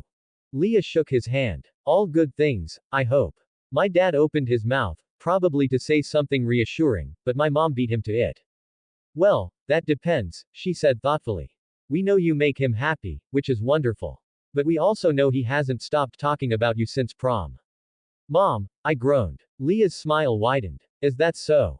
Oh, absolutely, she continued. He came home that night grinning like he'd won the lottery. I asked him how prom was, and he just said, great, and walked straight into a wall. My dad chuckled. Didn't even slow him down. Leah laughed, covering her mouth. I'm sorry, I think. I felt my face heat up. I was distracted. Uzu, my mom said, clearly not buying it. Anyway, come in, come in. Shoes off or on, I don't care. I vacuumed twice. Leah kept her shoes on, shooting me an amused look as she followed them into the living room. So, my mom said, sitting down and immediately leaning forward like she was about to conduct an interrogation. Tell us about yourself. Before Leah could answer, my dad cleared his throat. Karen. What? I'm interested. Leah handled it like a champ. Well, I'm from La Push, I just graduated, and I'm planning on. She's very smart, my mom interrupted, nodding firmly. Mike needs that. He once tried to microwave a Pop-Tart with the foil still on. That was one time. I protested. And the microwave never recovered, my dad added dryly. Leah laughed again, clearly enjoying this far more than I was. I promise I'll keep him away from kitchen appliances. Oh, thank you, my mom said dramatically. That's all we ask. Then she tilted her head and smiled sweetly. So, how serious are you two? I nearly choked. Leah blinked, then answered without missing a beat. Pretty serious. My mom clasped her hands together. I knew it. He's been cleaning his room. My dad raised an eyebrow. That is serious. I buried my face in my hands. Can we please talk about literally anything else? Leah reached over and squeezed my hand, still smiling. It's okay. I think they're wonderful. My mom's eyes softened immediately. Oh, I like her. My dad nodded. Same. And just like that, I knew I was doomed, but at least I was doomed with someone who fit right in. I decided right then and there that if I stayed downstairs another 5 seconds, I would die of secondhand embarrassment, so I invited Leah to my room. Well, my dad said casually, folding his arms with a grin that told me he was enjoying this far too much, just remember, no making me a grandpa too early. I froze. Leah's eyes widened for half a second before her cheeks turned a very impressive shade of red. Oh, don't be like that, my mom chimed in, waving a hand dismissively. I wouldn't be against it. I'd even help take care of the baby. I made a strangled sound somewhere between a cough and a plea for mercy. Leah burst out laughing, covering her face with both hands. Wow. You guys don't waste any time, huh? That's my family, I muttered. No filter. Ever. Before either of my parents could say another word, I grabbed Leah's hand. Room. Now, I said. She didn't resist in the slightest. I practically dragged her upstairs, ignoring my dad's laughter and my mom calling after us to leave the door open, which only made Leah laugh harder. Once inside my room, I shut the door behind us and leaned against it, exhaling deeply. I am so sorry, I said. They're usually not that bad. Leah was still smiling, her blush slowly fading. Are you kidding? That was amazing. Your mom already offered free childcare and I've been here 5 minutes. Please don't encourage them. She walked past me, turning in a slow circle as she took in my room. So this is where the legendary Mike Newton lives. I groaned. Legendary is not the word I'd use. To my credit, the room was clean, unusually so. The bed was made, the desk organized, and the floor didn't look like it was auditioning for a biohazard warning. Leah raised an eyebrow. Wow. You cleaned. I panicked. She laughed and sat on the edge of the bed, bouncing slightly. It's nice. Very. You. That doesn't sound reassuring. She stood again and wandered around, inspecting my shelves, picking up a couple of old trophies, flipping through a book. Basketball, mechanics, music, she paused, smirking as she grabbed a figurine of Super Saiyan Goku. You're such a nerd. Says the girl who color codes her playlists. And that's Goku, he protects me from nightmares. That's organization, not nerdiness. I watched her as she reached my closet and slid the door open. There was a beat of silence. Then, Mike. I closed my eyes. Please don't. She leaned in, staring with reverent awe. Inside the closet, illuminated by a small string of lights, was a carefully arranged collection, a printed picture of Rick Astley, a candle, a couple of CDs, and, for reasons I could no longer justify, a tiny framed lyric card that read, "Never gonna give you up." She slowly turned to look at me. You have, she said carefully, an altar. It's not an altar. She pointed. There are candles. They're decorative. And offerings. She said, pointing at the chocolate bar and soda can resting in a small cushion. Okay, maybe a little altar. Leah burst out laughing, doubling over and holding her stomach. Oh my god. This is the best thing I've ever seen.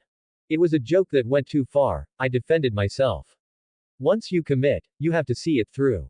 She wiped a tear from her eye. I knew there was something wrong with you. And yet, I said, stepping closer, you still came. She smiled up at me, softer now. Yeah, I did. I wrapped my arms around her waist, resting my forehead against hers. Thanks for surviving my parents. Anytime, she said. Next time, though, I want a warning before the baby talk. No promises, I said. But I'll try to make them behave. She laughed again, and for the first time since she arrived, the embarrassment faded, replaced by something warm, familiar, and very real, just the two of us, tucked away from the world, and apparently from Rick Astley's encouraging gaze in my closet. To be continued. Thanks for watching.